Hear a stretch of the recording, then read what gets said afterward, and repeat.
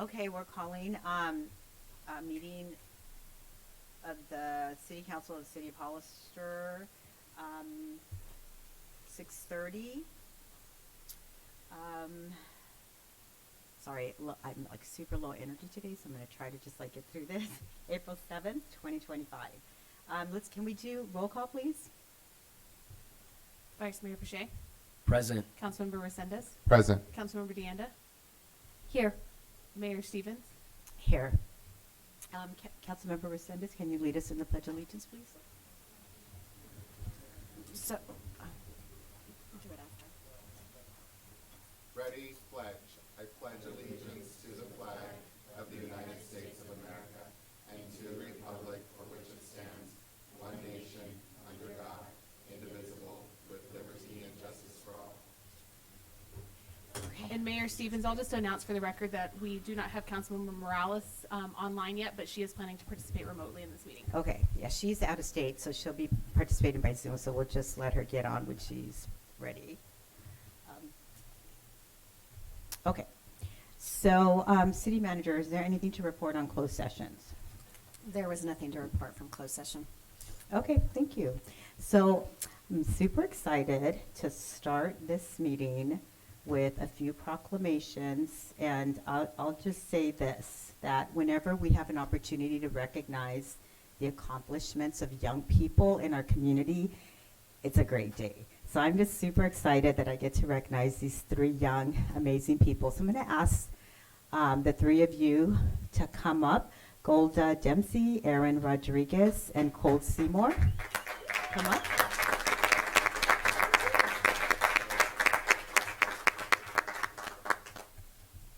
So this is like a very personal thing for me, just because these three young people are student athletes who happen to excel both in academics and in the sport of wrestling. And for me, it's super special and personal because I happen to come from a wrestling family. I have two nieces in my family who are were state champs and nationally ranked. I have a nephew that was a state champ. I have a brother who's a coach. I have a niece who's a coach. I mean, so we come from a wrestling family. I grew up in wrestling. So it's just really, really personal for me. And I'm super excited because wrestling has generally been viewed as a traditionally male sport. However, more and more young women are breaking into that sport. So it's especially exciting when I see such an incredible young student athlete like Golda here, and we can honor them. But I'm happy that we're going to honor all three of you. So let me tell you a little bit about all three of these amazing young people. Golda, Aaron, and Cole, these three students are from our Hay Baylor wrestling team. They recently competed in the California Interscholastic Federation State Wrestling Champion. They represent the next generation in a long and storied tradition of wrestling in the city of Hollister and at our high school, as well as in our community at large.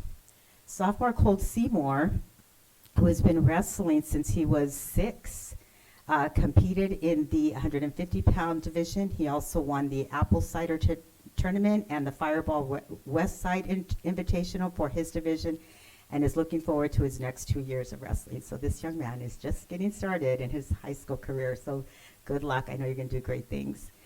Senior Aaron Rodriguez also won the Apple Cider Tournament and the Fireball West Side Invitational for his 138-pound division, and has been wrestling since he was 4. So he grew up with wrestling. Nice. He has a 2-2. He had a 2-2 record, and this was his first time competing at the state level. Aaron will be attending Cal Poly Humboldt in the fall, where he will major in environmental engineering. Golda Demby, sorry about that, competed in the semifinals at the state wrestling championship after winning her weight class in the Central Coast Sections, or CCS, Masters Tournament. Golda has excelled in this traditionally male-dominated sport and has only wrestled for 2 years. Golda went 5-1 in the state championships and placed 3rd overall. and plans to attend Cal Poly San Luis Obispo in the fall, where she will major in biomedical engineering. Congratulations to all three of you for these accomplishments. I wish you much success.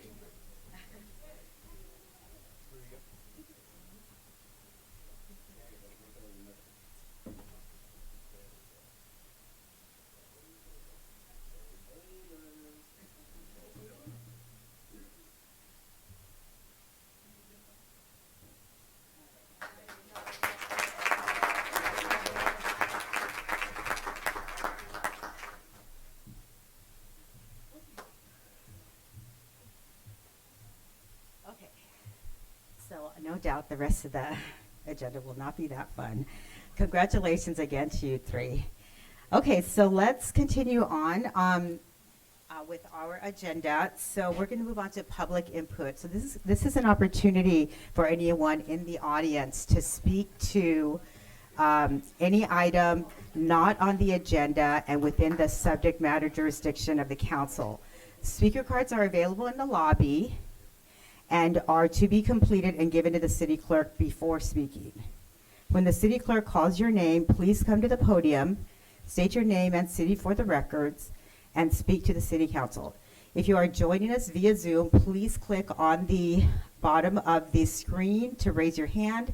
If you are joining us via Zoom using a cell phone, please press *9. Each speaker will be limited to 3 minutes and a maximum of 30 minutes per subject. Please note that state law prohibits the city council from discussing or taking action on any items not on the agenda. Okay, do we have any speaker cards? Yes, Mayor Stevens. Our first speaker is Rick Perez, to be followed by Carson Clower. Okay. Evening, council. Evening. And it's like, too bad it's evening, because it's like, you guys should be home already. But I wanted to come together and thank the previous council and all the people that came together, the construction companies, staff, to, I think we're just about the finishing touches of the road project, our tremendous road project that we have done. Thank you, Mia. Jim's not here. Thank you, Dolores. You guys, we did made a big difference here in this town. Sorry, Rudy, we already fixed the roads. But keep going, keep going. And hopefully, you know what, with that, hopefully that, you know what, the alleys, you know what, they're expensive. But you know what, they've been around forever. And you guys will find out sooner or later on, the older you get, the more maintenance you need. Am I right? So with that being said, you know what, our historic district, you know what, with all the upgrades, thank you, Dave. You did so much, and staff, I wish they were here to pat them on the back, all the inspections and all the stuff that are going through. You guys made a difference. We're single moms or dads, and single dads, where people don't have to trudge through 8 inches of water to get into their car so they can take their kids to school to start their day. And then we have more alleys like that. You guys check them out. And hopefully you guys walk your districts and talk to people, because you'll find out the real needs of the people. I'm glad to hear that there's going to be some movement going on to cleaning up downtown, not just with our spring project, but with the city. It's our city. You know what? We should take pride in how it looks. When you walk around, you know what? I'm just like this. I don't know, with the way my mom raised me, is like, I see paper, I pick it up. And you know what? To walk around and see, to be part of the team that has brought our downtown area to such a beautiful place to walk, a safe place to walk. You know, I have a neighbor that actually tripped on his wheelchair coming from downtown back home because of the ADA ramps were so bad. You know, a lot of people will just not seek to sue because he's a true Hollister. So thanks, Martine, for not suing the city. I just encourage you, please, whatever choices you make, please understand you're dealing with people's lives. You know, you have the opportunity to make it better, kick it down the road. Just keep that in mind. Thank you, Mr. Perez. Next speaker? The next speaker is Carson Clower. Good evening, Council. My name is Carson Clower. I live in the unincorporated area of Hollister, and I just want to commend the city on the great job that's been done along Memorial Drive. It's baseball season. I'm spending a lot of time at the ballpark, and it just seems much, much safer.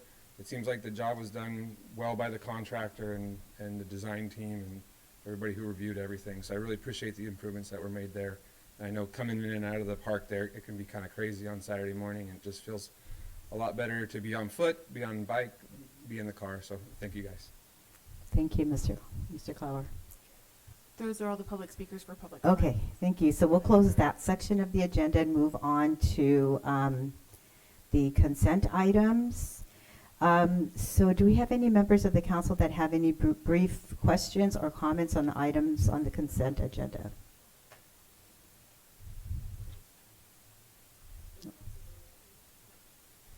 Yes, she joined at 6:38 p.m. Yeah, but Councilmember Morales, your camera needs to be on if you're going to attend as a member of council right now and vote and consider items. City Attorney, I believe she's participating under traditional Brown Act rules, not AB 2449. So I'm not sure if she needs to do that under it or make the announcement. Yeah, well, as far as I know, she needs to be on camera, and we have to have video and microphone access. Okay. Okay, are we ready to, City Clerk, do we need to do roll call for, now that we have Dolores? No, I have it noted in the minutes when she Okay. arrived. Okay. Okay, thank you. Welcome, Councilmember Morales. Yeah, and make sure that you shout out if I miss you, because I haven't had anybody on Zoom yet, so just in case I miss you, please let me know. Okay, so do any members of the council have any brief statements or comments about the items on the consent agenda? Okay. I just have a couple of comments really quick. Okay, go ahead, council member.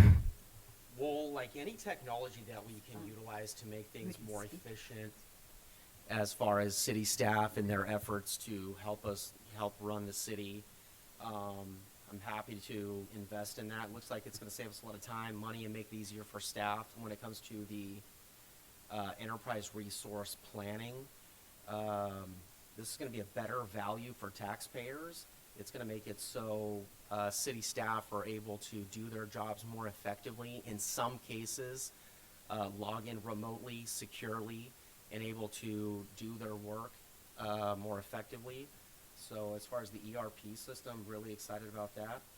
And also when we find a good vendor, I'm always happy to extend a contract to that vendor. So the last council, I think, did a pretty good job. We got some great vendors.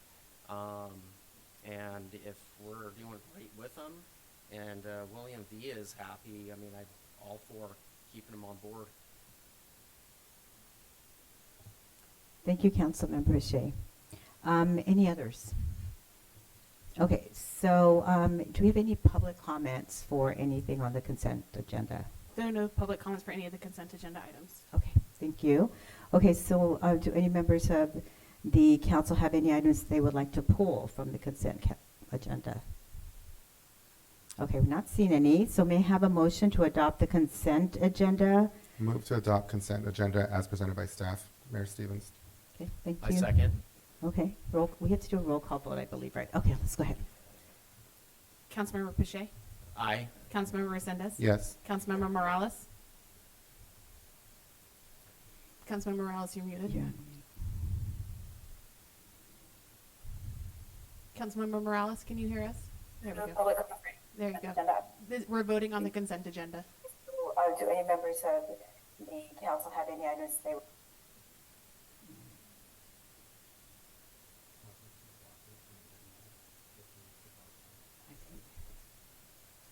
Okay. Councilmember Morales, can you go ahead and state your vote for that again? For the consent? Aye. Thank you. And Mayor Stevens? Aye. Thank you. Motion passes 5-0. Okay, thank you. Thank you for that. So let's move on to public hearing 8.1. Councilmember Morales, can you mute? You have some background noise. Thank you, thank you. Okay, so 8.1, an ordinance approving an amendment to Title 13 Public Services to adopt Chapter 13.04 Title 10 Outside Sewer Connections. May we have a staff report, please? Yes, thank you. Good evening. While we pull up the report, I'm Eva Kelly. I'm your planning manager with the Community Development Department.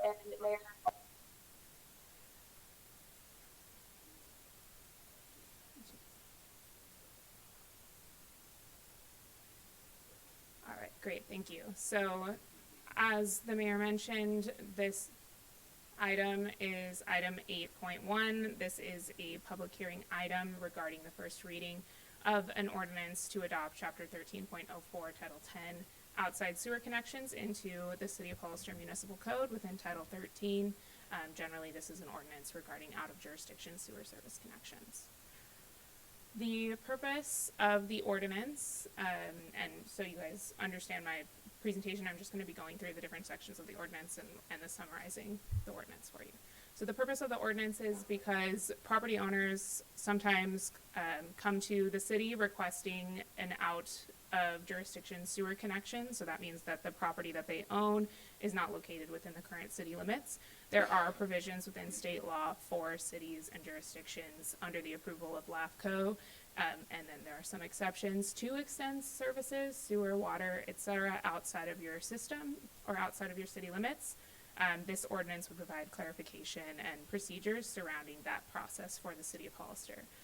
Most of the time, these service connection requests are because they have an existing septic system that is at risk of failure surrounding the city in our kind of fringe areas of the county. We have a lot of medium to like 1 to 2 acre properties that have existing septic systems that were put in, 40, 50 years ago. They're coming into failure, and so they request connection to the city sewer system because our sewer system is the closest provider to their property. And a lot of the time, San Benito County Environmental Health has certain restrictions, particularly related to the size of the property, on installing a new septic system or replacing septic systems that are failing with a replacement new septic system. So they come to the City of Hollister requesting our services to be extended outside of our city limits. The city has reviewed and approved some of these requests in the past, albeit that process has been inconsistent and kind of on a case-by-case basis with no real guidance. It's really up to the council at the time to consider and approve the request. Staff is recommending to continue to allow these requests with the establishment and support of clear procedures and requirements to allow consistent review and processing. And we've outlined in this ordinance the cases in which the council could approve and the cases in which the council would not approve and the circumstances surrounding those. So the first section of our draft ordinance surrounds the criteria for which the city would consider outside sewer service connections extensions.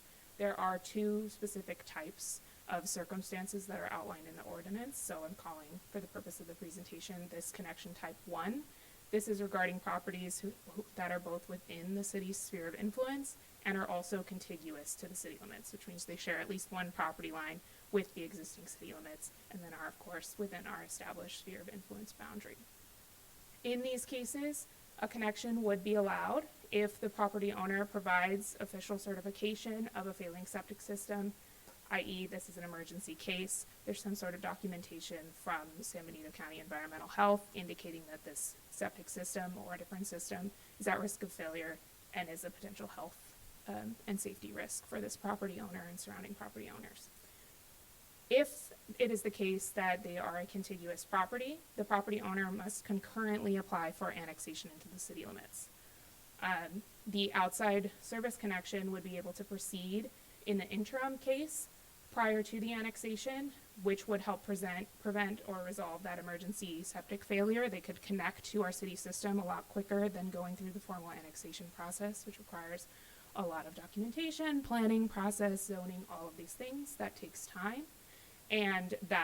But that annexation, because they're applying concurrently for both applications, would be set to take place in short order and would become in process at the time that they're also getting connection outside of our city limits. The second type of connection that's outlined in our ordinance that could be allowed would be for properties that are either outside of the city's sphere of influence or are non-contiguous to the city limits. So this would also be applicable to some properties that are within our sphere currently, but do not share a property line with the city limits, so they're too far away for that contiguous annexation to make sense at the time at which their connection takes place to the sewer service system. So in this case, once again, it would only be allowed in an emergency case with certification that their system is failing, which is the reason for their request needed to be approved. And the property owner must enter into what we're calling in the ordinance an outside sewer service and annexation agreement with the city. And among other things, which we'll get into, which are outlined in the ordinance, that agreement would include a requirement that the property is annexed into the city limits at such a time as it becomes contiguous to the city limits. So if the city grows to the property next door to this property, they would have a non-protest of future annexation clause within this annexation agreement that's recorded on the property, and they would be annexed as well to keep and ultimately get our service connections within city limits of Hollister. Sewer connections outside of the city limits will be approved only in these two circumstances as drafted in the ordinance. Developed or undeveloped properties that do not meet either of these criteria could only connect to the city services after being pre-zoned and annexed into the city. And section 1724.250 of our municipal code in the zoning ordinance outlines the process for annexation. After annexation, the city would be able to provide our services to properties within our limits. The next section of our draft ordinance outlines general regulations for service connections. This includes that the property owner would be subject to pay all of the costs associated with installing the new systems. That's impact fees, plan check fees, permit fees, etc., including the preparation of the agreements, any attorney fees associated with that, etc. They would also be subject to, in the case of the first, so again, contiguous within our sphere of influence, pre-zoning and annexation within 1 year, or in the case of the second, which is non-contiguous, either within or outside of our sphere of influence, they would have to have that agreement in place that outlines the terms of their annexation in the future. They would also be agreeing that nonconformities and future construction would be subject to the Hollister Municipal Code, again, all in the line of eventually this property that is connected to our service system will become a part of the city of Hollister, and so it should be compliant with our regulations. This next section, 1304.830, outlines what is required to be a part of that agreement. It will include, again, the annexation, a non-protest of annexation when the property is contiguous, or that agreement for a timeline of 1 year. A requirement that construction and design of the connection itself will comply with city standards for our system service lines. An agreement to get all future building permits from the city of Hollister to ensure that we can review them for, again, compliance with our standards on these properties that we're serving. An agreement not to construct any future dwellings. This would be outlined in the agreement as we are agreeing to serve the property in its current state due to an emergency failure.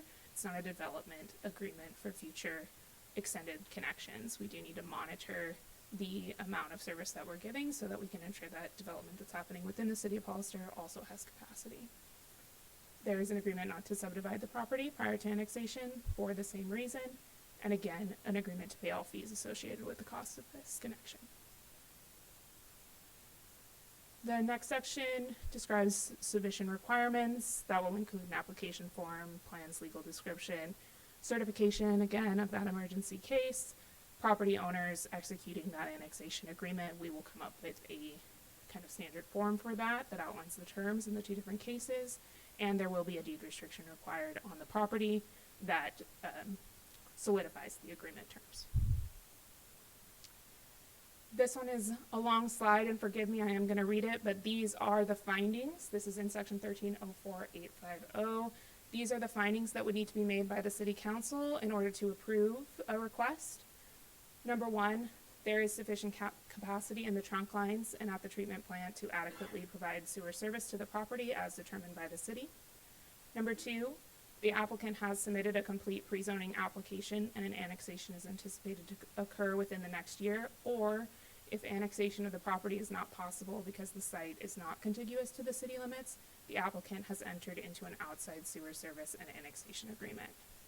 Number three, the property meets the requirements for eligibility under section 13.04810.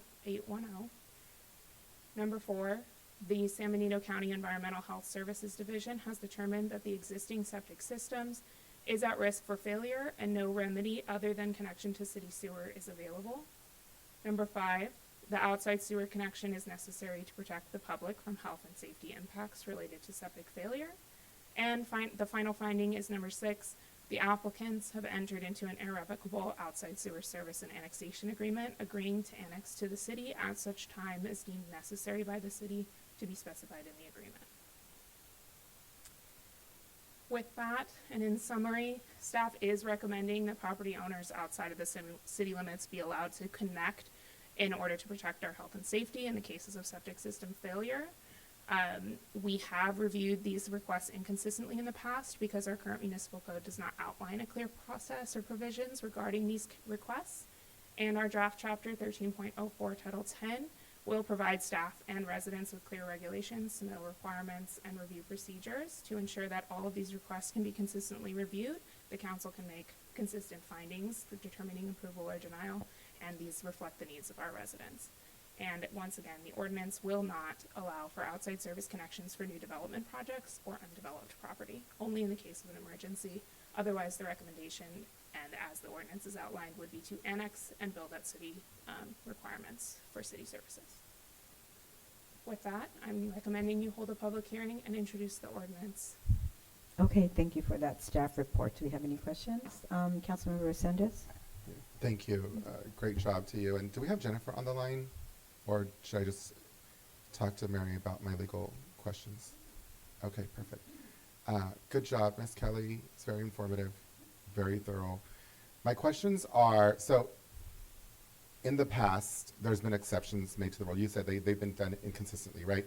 So, for example, some of the one-offs, the Bill Lee project, San Juan Oaks, and I know that they have different characteristics attached to each project. What I'm hearing is that this mainly talks about these one, like, parcel emergency situations. What about, and you said at the end of your presentation, but I just need a little bit of probably legal clarification. What about these new developments such as those? Like if Bill Lee's project were to come before the council and this ordinance was to be adopted, would he not be able to connect to city sewer services unless it truly qualified for a health and safety hazard? Or could the council still do it with this in place? It would have to meet the findings that Eva explained. Okay, that's your understanding of it as well, Ms. Kelly?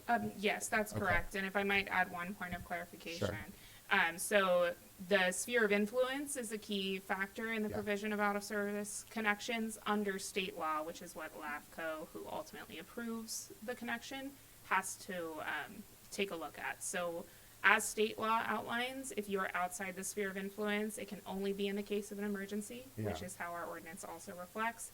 If you're within the sphere, you technically can extend for any reason. It doesn't have to be an emergency case. However, based on the policy direction that staff has been carrying over the years, as was outlined in the 2040 general plan, this ordinance would be more strict. And to that point, LAFCO has also been a little bit inconsistent with approving or denying these, right? So, yeah, I'll reserve my comments for then. Thank you so much. Great job.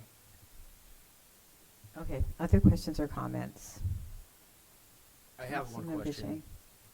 So I think we all remember when the wastewater treatment facility, before it was upgraded, our rates were, I mean, my rates were somewhere between the high 30s, low 40s, like maybe $45 for water, sewer, and street sweeping. After we put the facility in, they jumped to like $160.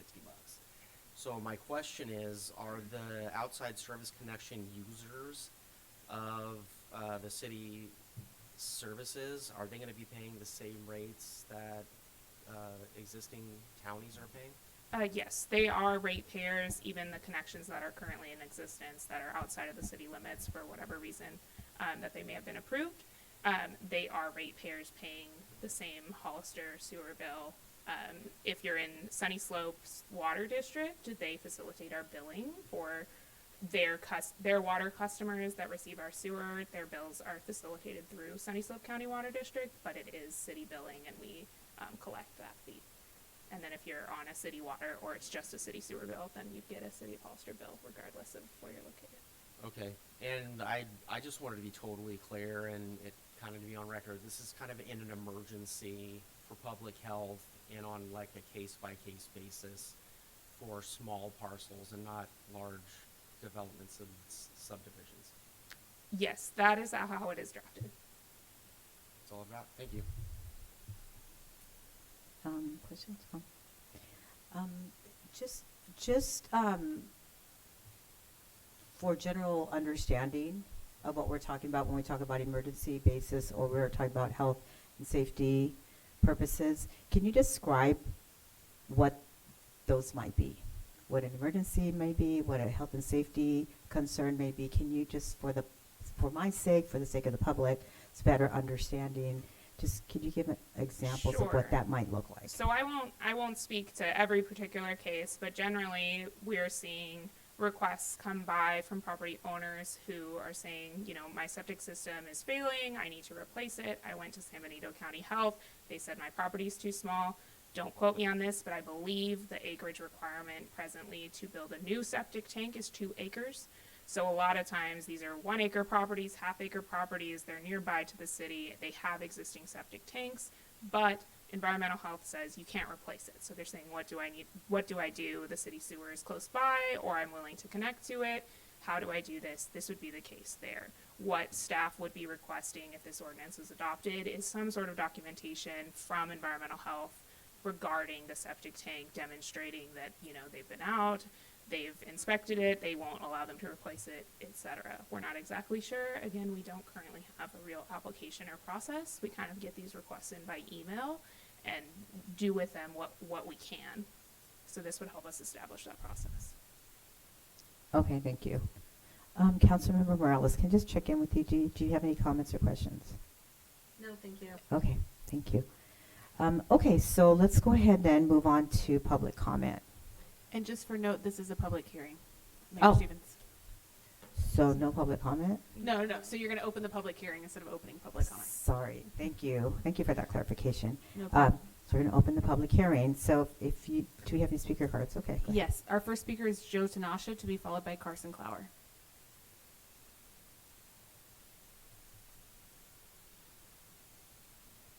Good evening.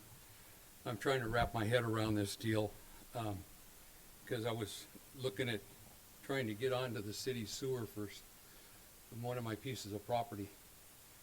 But, do I have a failed septic system? I only have 8 septic systems on this one piece of property. But it should be connected to the city because I'm next to the city. I also been trying to put in farm worker housing or employee-owned housing. And I've run up against a block wall with the city connecting to the sewer there on Santa Ana Road, which only makes common sense because I got Sunny Slope water. I got another piece of property that I bought 3 acres to put up housing for workers. And after I bought it, they determined that when I went to bought it and did my research, they told me that I could do it. And then after I did it, a year and a half later, go in there and I found out that, oh, that's only if I put in mini storage. I could have an employee housing for mini storage, not for my employees. So I have a hard time with this, and especially since I'm next to the city limits in a couple spots, and I don't have much choice because they built around me. But as most places around here, the city limits and the sphere of influence are on the same line. There's no buffer between the two.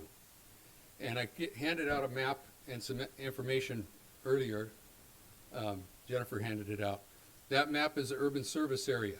That is what the sewer plant was designed to handle when it was designed. You guys are also in a memorandum of understanding with Sunny Slope Water, San Benito County Water District, and yourselves as to the sewer and the water.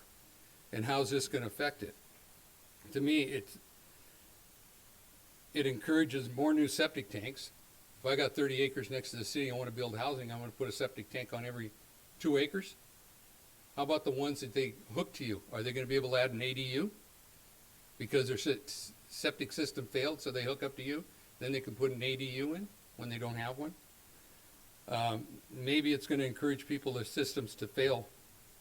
And it may cause more septic systems. Then you got a groundwater problem with the groundwater management and Sigma. So I don't know where you guys are going with this. It stifles people like me that are trying to do something and could develop something. I had a map in to put an operation in houses and neighborhood commercial. And the city came to me and asked me not to go to the county with it because it would bring tax dollars and it would fix part of Union Road and 15% low-cost housing. So I have a problem and I don't understand it, but I'd like staff to call me and explain it. Thank you, Mr. Tanasha. Next speaker? Our next speaker is Carson Clower, to be followed by Carol Lenore. Thank you and good evening, Council. I appreciate that this is on the agenda. It's been a long time coming, and I know it was a lot of hard work to get this lined up. I do, in one of my roles in development consulting, get calls about this particular situation. And really what it is this comes up when there's doo-doo in the dirt. That's literally what it is. When your system's failing, there's doo-doo in the dirt. And when we use the word emergency, it's not like, oh, I have a heart attack right here at the dais and then I go to the hospital. No, it takes like a year, if you're lucky, to get through this process. And I think it's important that everybody understands like what all those steps actually mean. You're probably looking for 3 or 4 different approvals. You're probably looking at $30,000 in paperwork and design, and then you get to pay for the construction, and then you're lucky if LAFCO hears you. So I don't have an issue with the process because I don't have a better one, but I just think it's really important to understand what this actually means. And when I get a call from somebody, it's not usually somebody on half an acre or an acre.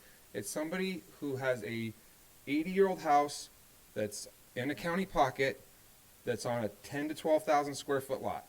And they have a septic system that's probably an old redwood one or maybe a 500-gallon concrete one with 1 leach line. If you want to put in a real system now and get environmental health to approve it, that's going to be 3 leach lines. It's going to be 84 feet long and 10 feet apart with most likely a 1,500-gallon concrete tank. So you physically cannot put a new system on these type of lots. So when I get a call from somebody on Sunny Slope and they're 85 years old and they got doo-doo in the dirt and they're asking me, hey, what can I do? Can I call the city? And I say, it's not going to work. It's going to take a year. You got doo-doo in the dirt right now. Can you go to environmental health? No, because you can't pull a permit. And as soon as you tell them you have doo-doo in the dirt, you've got a problem. You probably aren't going to be able to live in that house anymore because you can't go either direction if it's going to take you a year. So what happens is a system like this makes people work on their septics without permits. Maybe you're using somebody who isn't even licensed for that type of work because you can't get a permit for it. If you're somebody who can do that type of work and is licensed for it, you probably don't want to do it unpermitted. So I don't know what is the better way to go about this. I had an application for this that took about a year and a half, and it was what it was.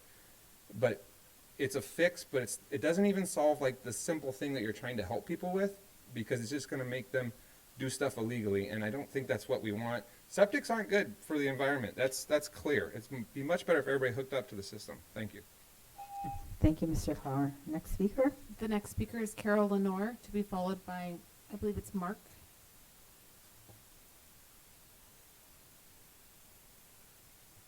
Hi, good evening. I just wanted to clarify something because I didn't quite understand. Is this policy for just failed septic tanks? Or are you talking a broader thing? I couldn't quite tell from the staff report. I understand the emergency. We've done several of those. So is it just the out-of-boundary service for failing septic tanks, or is it more than that? That's my question. Okay, thank you. Next speaker? Next speaker is, I believe it says Mark. Oh, I guess they don't answer right now. Yeah. Okay. Yeah, not right now. Ms. Lenore, maybe we will in our comment section. Go ahead, sir. Thanks for bringing this up. I don't know when you can answer the question, but is there any circumstances where the county is going to declare a public health problem on lots that are larger than 1 acre? So I've been told in the past from the county years ago that the trend is to get rid of them, as has been mentioned. So are there any circumstances that if we're contiguous with the city, which I'm close to being, is there a circumstance where we could have, we could be forced to connect to the city for public health safety? Other speakers? Those are all the public speakers for this item. Okay, thank you. Okay, so let me get back to our city council members. Any questions or comments? And Mayor Stevens, if you want to go ahead and close the public hearing. Oh, okay, we'll close public hearing and then move on to comments and questions. Councilmember Resendez. Thank you, Mayor Stevens. Thank you, Ms. Kelly, and then our legal team for working on this. So I've got a couple of little notes I'm just going to go through real quick. Essentially, what the problem we're trying to address here is that in the past, we've been inconsistent, as the staff member had said, presented to us, right? We've been inconsistent on how we approve or don't approve these situations. When you have a policy that outlines what we should do, then at least it gives some direction to not only our staff, but the council and the public on how to go about this process. What's happened, I'm going to be very frank, that's just me, that's how I am. People have come up here and said things, or the council members have come up here and said things, or kind of try to find a loophole around it to make these major developments work outside of the city limits, and they essentially hook up to your city sewer service here. The lobbyist that was up here said, you should just let everyone hook up to the system. That's what he said at the very end before he walked off. That's what pro-development people want. We hold the keys. The city holds the keys to the sewer services here. If you were to allow everyone to hook up to the system, guess what? The growth is going to rapidly develop, and it's going to grow. Who feels the impact of those? The same people who elected us in the office that asked us to slow it down. Again, this is the policy in the past has been abused. This is a policy, so it can, again, change, depending on the dynamics that make up the council up here. It's been inconsistent, and just to answer the gentleman's that had the question, if he can be forced to, I don't believe so, but can we see if he can be forced to hook up if he's next to it? I don't believe so. I think it has to be voluntarily, right? I don't believe we would be able to force someone to connect to our system. They may be put in a situation, like was mentioned in some of the comments, where their system is failing, but the ability to fix their septic system requires more space than is feasible. This would allow the city's connection in those cases. So they may be put in a situation where one option might not be possible, so they kind of are forced, I guess, but it wouldn't be the city coming in and forcing a connection, no. Right. So again, new council, new policy that's going to clearly outline what a health and public safety hazardous situation looks like, so that if and when we do cross that line, then we can rationalize it and say, hey, yes, we want to make sure that we're protecting our water basin. We want to make sure that we connect them. And they're not only paying for the monthly fee, Vice Mayor, they're paying for the entire hookup, all of the hookup, which is a heavy lift on them. I get it. But again, no policy is perfect. This is just something to get us through, because again, if this council was to flip again like it did, the policy can change. But I think we'll talk about how we can work that through on the next item. Thank you so much. Thank you. Other questions or comments from council members? I just have a comment. So I was Councilmember stating Fisher. earlier how my rates went from like $45 to $160 when we put this facility in. And I think I remember it kind of going down where, you know, we were up against it.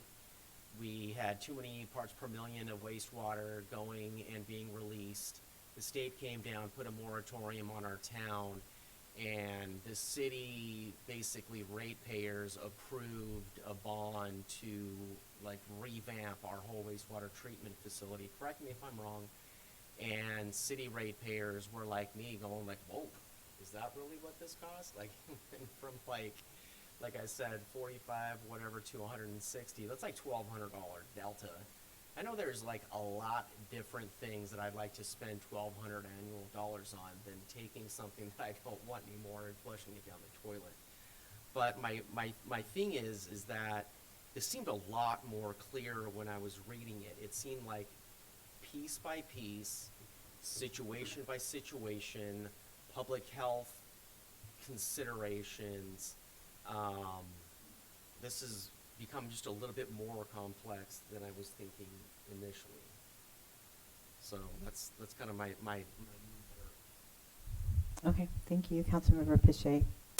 Can we answer the question from the person on Zoom, Ms. Lenore?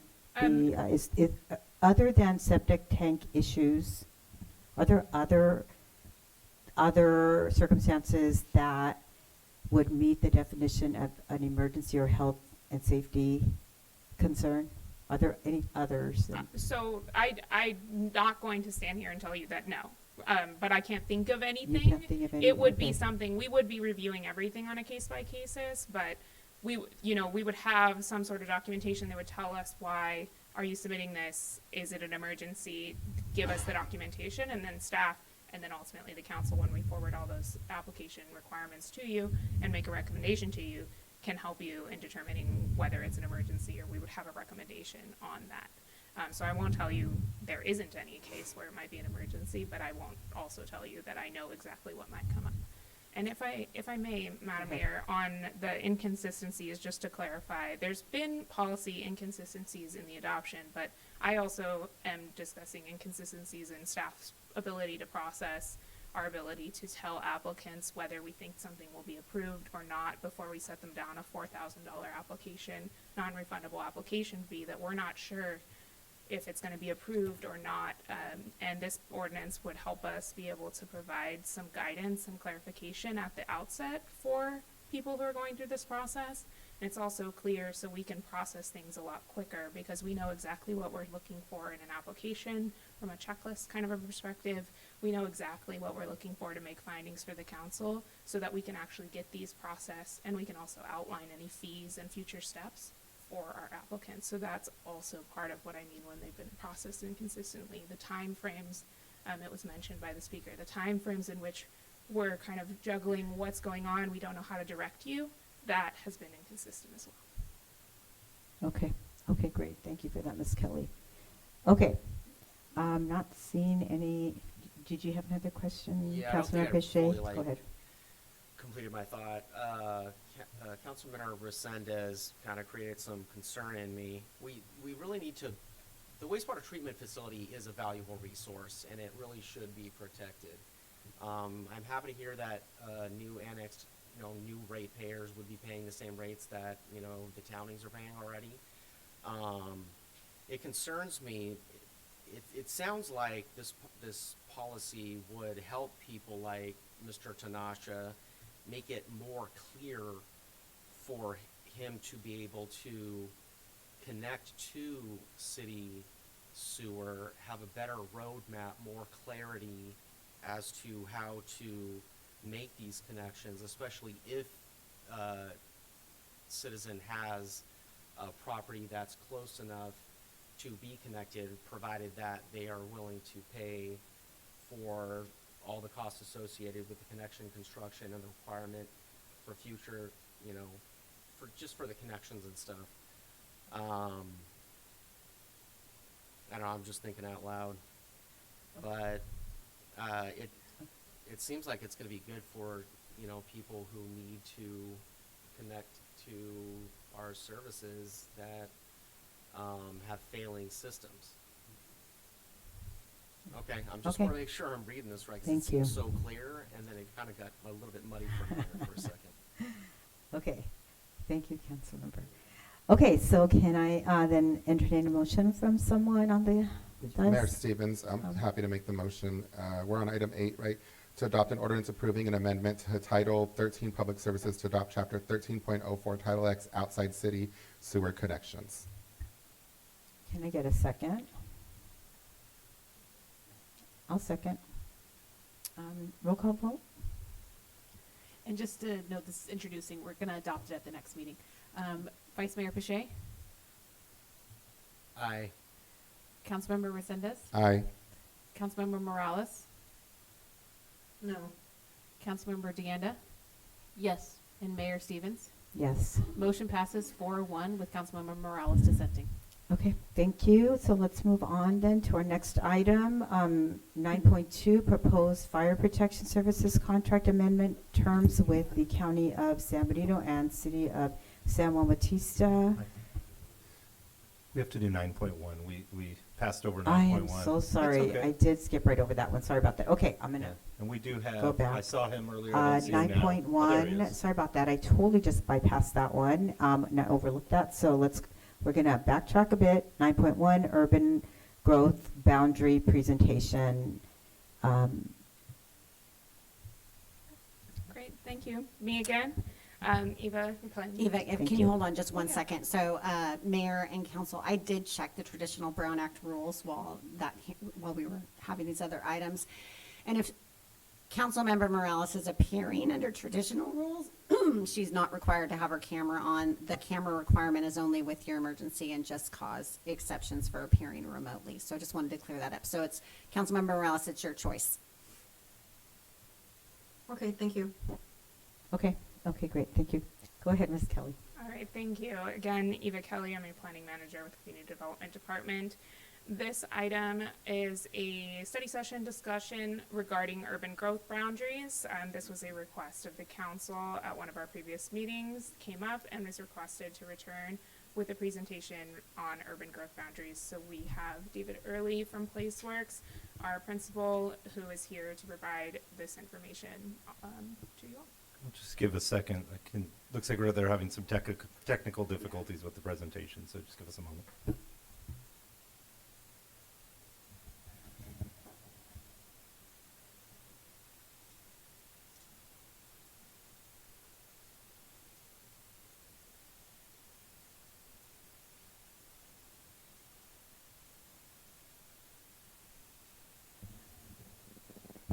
Should I get started?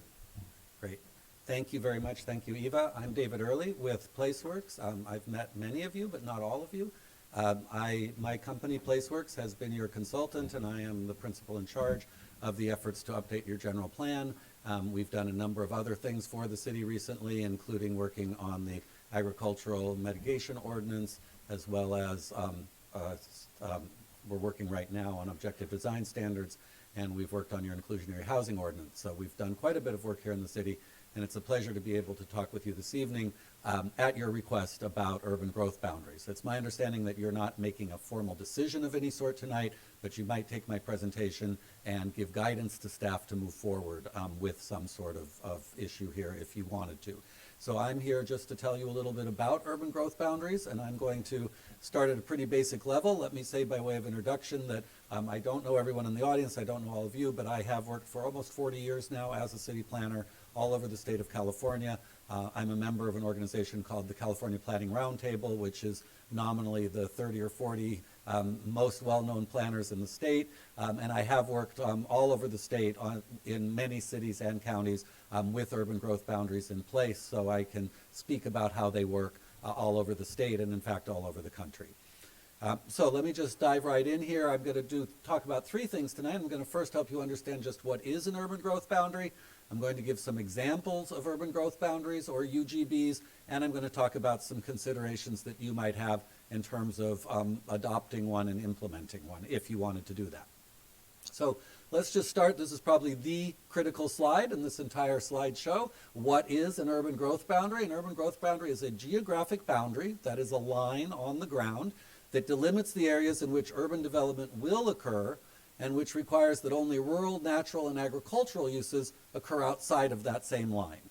So it is a line on the ground that says inside of this we're going to have urban uses, outside of this we won't have any urban uses. We'll have agricultural and non-urban uses. These are typically drawn around cities. They can be drawn around other urbanized areas. Unincorporated areas within a county might also have an urban growth boundary, but typically speaking they are boundaries around a city that delineates the area inside the city which will potentially be urbanized and those areas outside the city that will not necessarily be urbanized. So urban growth boundaries are put together with a number of goals in mind. They don't always have all of these same goals, but this gives you an idea of why they might be put in place. They are intended to minimize urban sprawl and urbanization in general.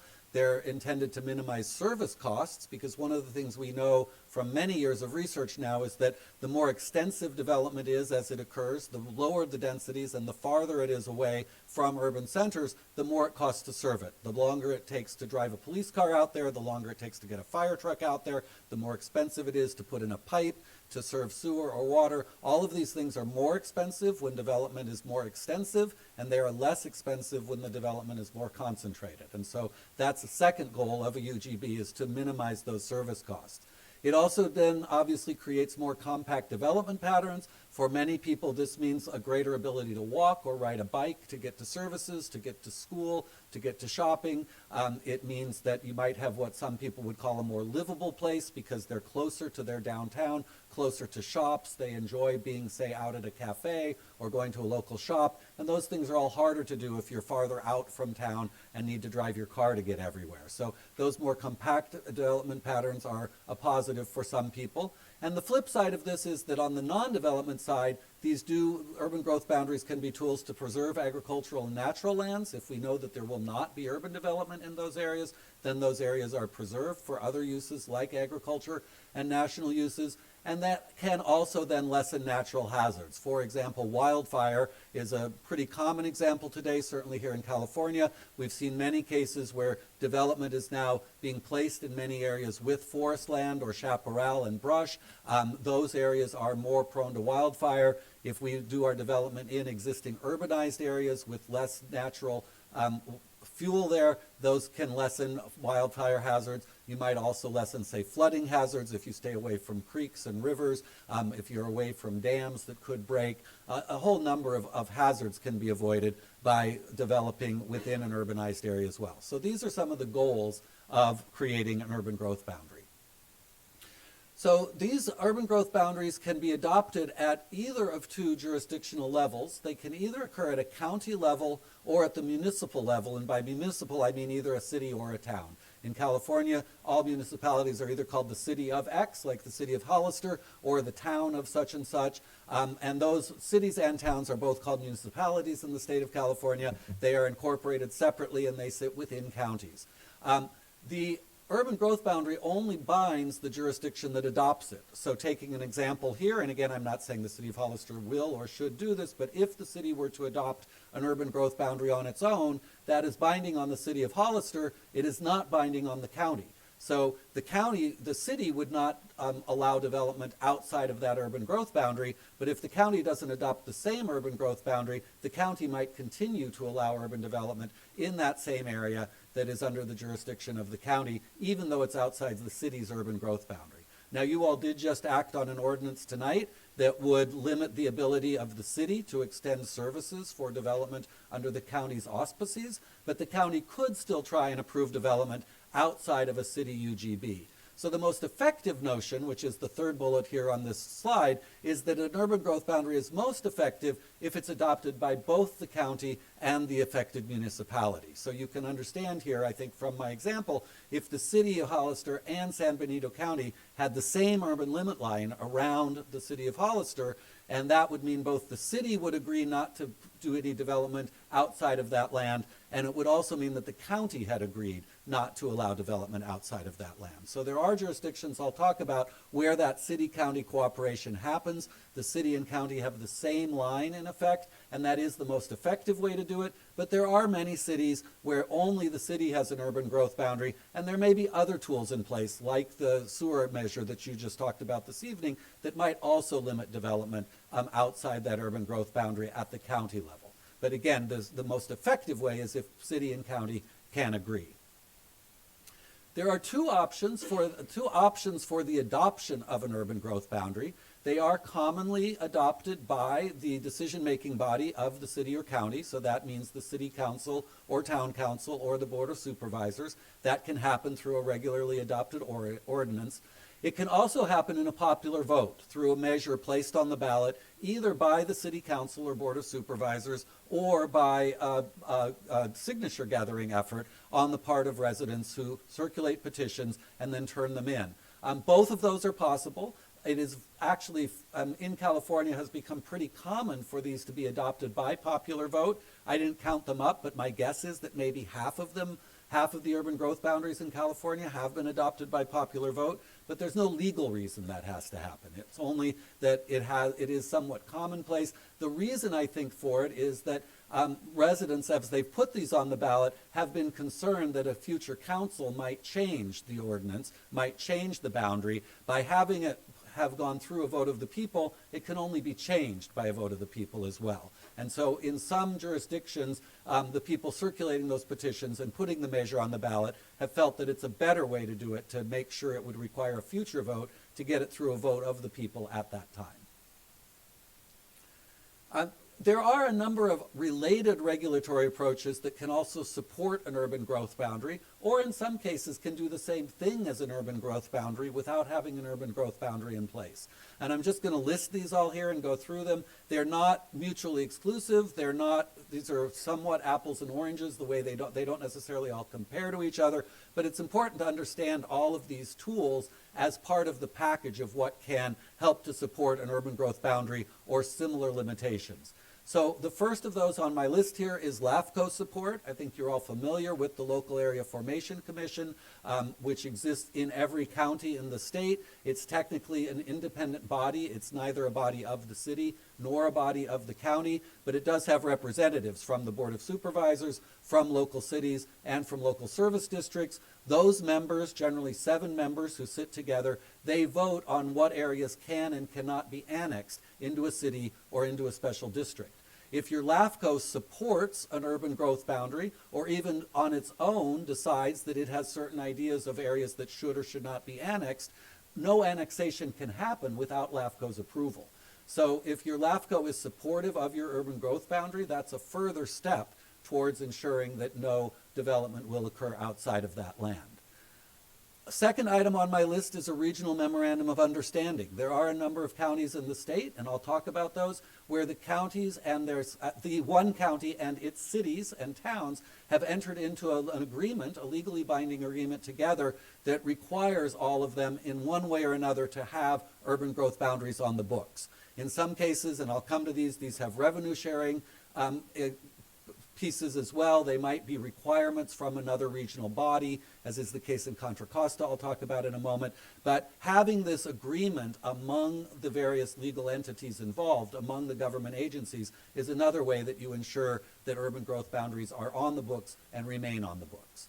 Now, one of the ways that can happen, one of the reasons for such a memorandum of understanding, might be the requirement of a regional body. I mentioned Contra Costa County a few minutes ago. In Contra Costa County, their transportation authority, who oversees the use of the sales tax that's collected to support transportation projects, they have a rule that no city can receive funds under their transportation measure unless it has an urban growth boundary in place. So the cities are somewhat compelled to put in place that urban growth boundary because they want to get those transportation dollars.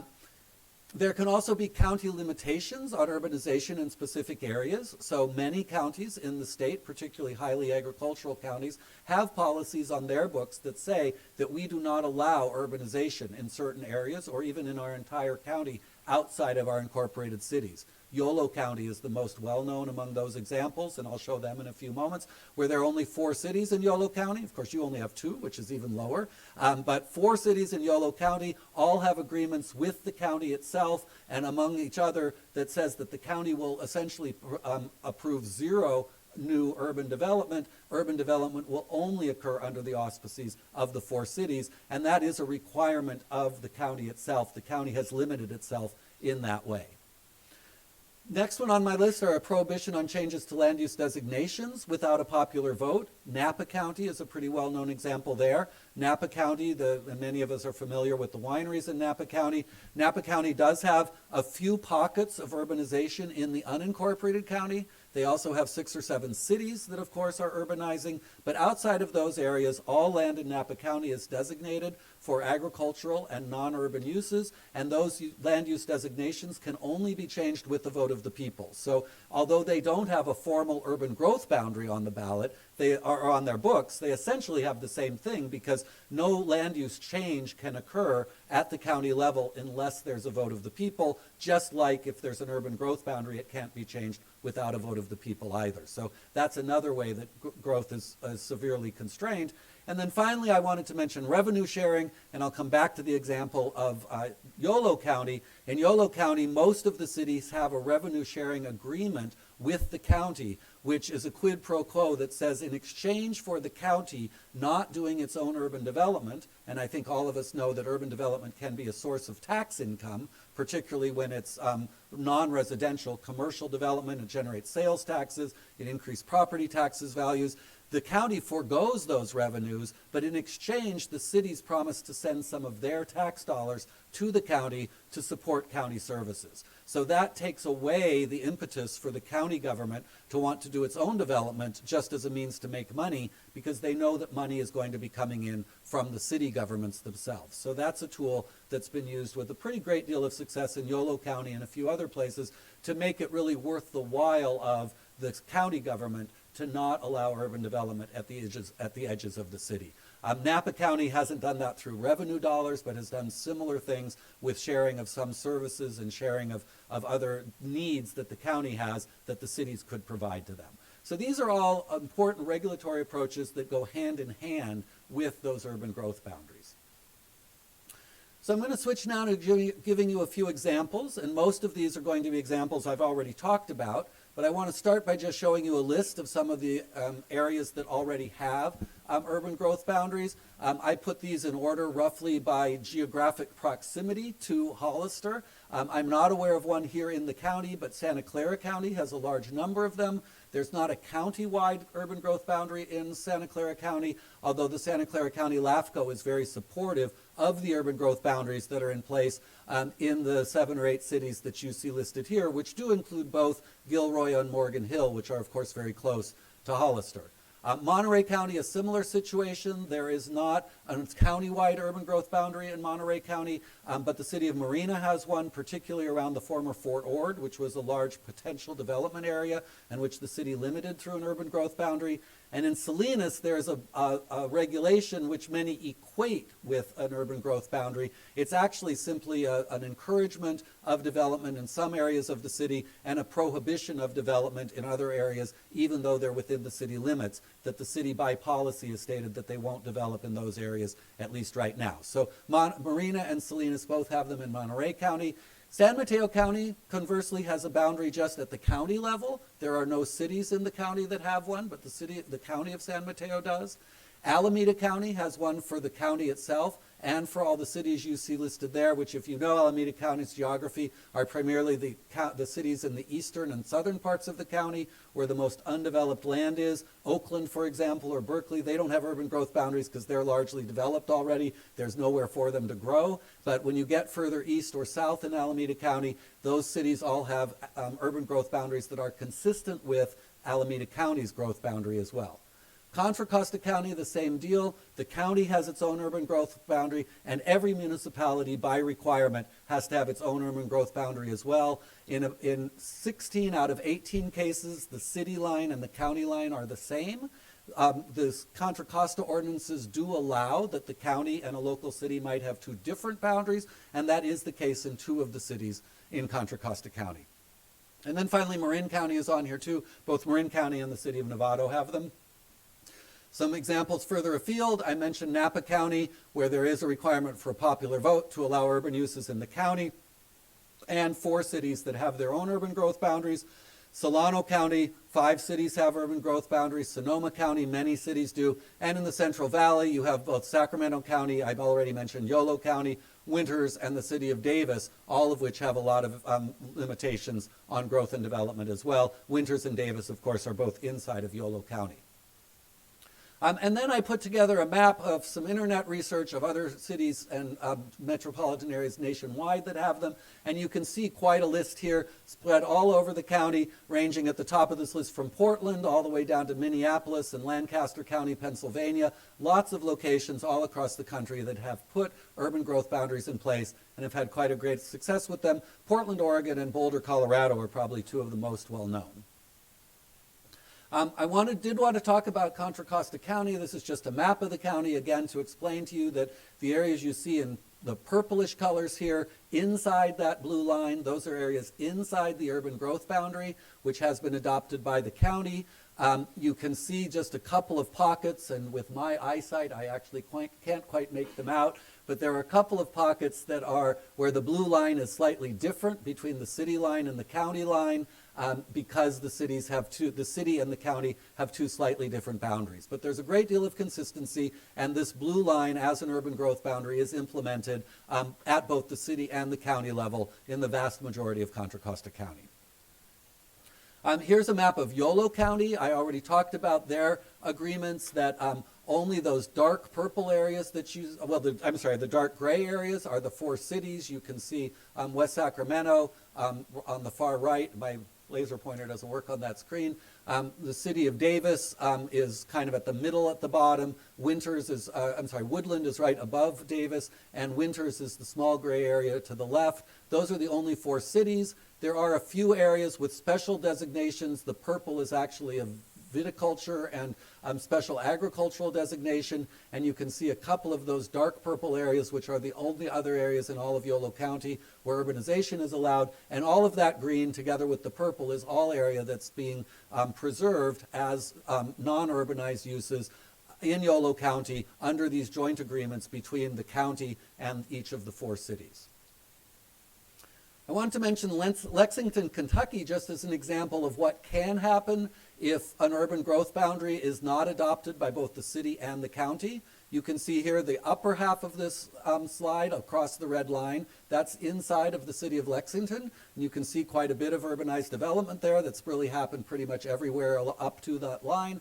But outside the line, you do have a green belt, but then you see some additional urbanization happening as well, with subdivisions on the southern lower side of that line. And that can happen because the county in which Lexington resides has not put a similar measure in place. There are none of these reciprocal arrangements. So in some cases, the county goes ahead and approves urbanized development, even though the city would not have approved that same development on the same land. And then I finally did want to mention Boulder, Colorado as well, which is well known as an example nationwide of this kind of development, because the city of Boulder and Boulder County have taken a different approach here. What the city of Boulder did, and you can make out the same shape on the map with the green and the orange in the middle of the map on the right. Those are both the boundary of the city of Boulder, and you can see that they're similar geographies. What the map on the left shows you is that the city of Boulder has actually acquired all of that green land to become an agricultural buffer around the city of Boulder. So even though Boulder County, which is the name of the county in which Boulder resides, does not have a similar set of regulations in place, what the city of Boulder has done is acquire all that greenbelt land, which means no development will occur. So you do see these pockets of other urbanization that have happened under the auspices of Boulder County. Further to the right on this slide, both the upper right and the lower right, those are independent cities and development that the county has allowed. But around Boulder itself, you have no additional urban development outside the urban growth boundary because of that acquisition of open space and agricultural land that the city of Boulder itself has undertaken. So those are a few examples for you. I'm going to wrap up by just talking about a few policy and implementation considerations for an urban growth boundary, and then I'll be available to take any questions you may have. When you think about an urban growth boundary, you have to think about two parts. You have to think about what are you going to do inside the urban growth boundary, and then you have to think about what to do outside the urban growth boundary.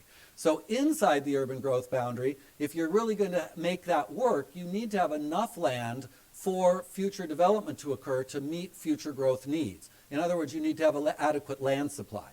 Now, as we've been working on the general plan, we have identified a lot of underutilized parcels, vacant parcels that are in the downtown and areas surrounding the downtown, shopping centers, old factory sites, industrial sites that aren't developed yet, that are inside the city and that could be developed. But you need to keep tabs on that land inventory and make sure that you do have enough land inside your urban growth boundaries to allow for future development. That can occur through infill opportunities on opportunity sites.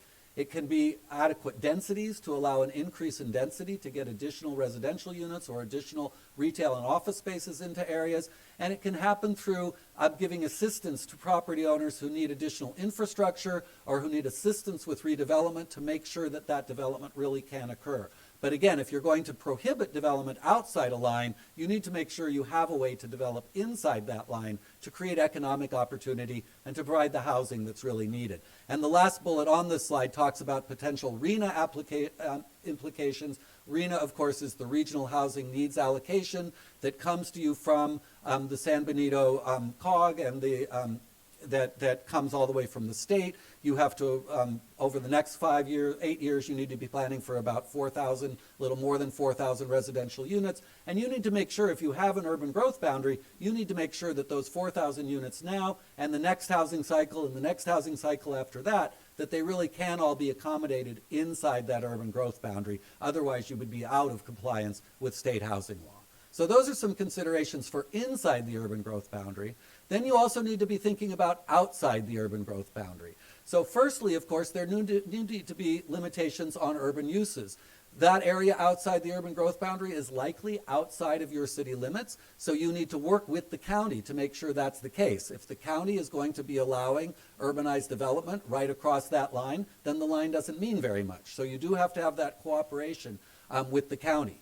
Another thing you can be looking at is acquisition of development rights. That's what I talked about in Boulder. That can happen through an agricultural lands preservation program that you've recently adopted here. As that program gets underway, when new development happens on agricultural lands that are inside the city limits, there will be mitigation lands put in place at a 2-to-1 ratio further out. That's unlikely to acquire all development rights immediately around the city, but it will make a start.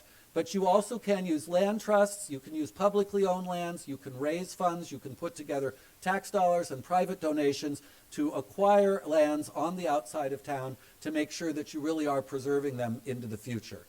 And then finally, I already mentioned revenue sharing, that outside that urban growth boundary, what has really proved very effective in other parts of the state is if local cities can make some of their tax dollars available to the county government to provide county services. Now, I know these are generally tools that were put in place 20, 30, 40 years ago when local government had more money than it has today. It's much more difficult to imagine that in today's situation, but I did feel a need to share with you that revenue sharing can really make a difference as you're putting together a package to allow for an urban growth boundary to be in place. So that's the end of my presentation. I hope it was neither too basic nor too much information. I'd be happy to stay up here and answer questions. I know Eva would too, and I believe then Eva's going to work with you if there's any guidance that you want to give this evening. Thank you. Thank you, Mr. Early. That was a really good presentation. Ms. Kelly, did you have a comment? Yes, thank you, David. I just wanted to make one clarification. Our agricultural lands preservation program has not been adopted. So just for the public, it was not adopted. Okay, That's all. sorry about that. Thank you. Thank you for that clarification. Okay, questions, comments from council members? This side of the room. Oh. Councilmember Deanda, go ahead. Thank you, David, for the presentation. So I just want to ask, would you say that implementing the urban growth boundary makes it easier to plan and maintain infrastructure like roads and water systems and public transportation, just to name a few?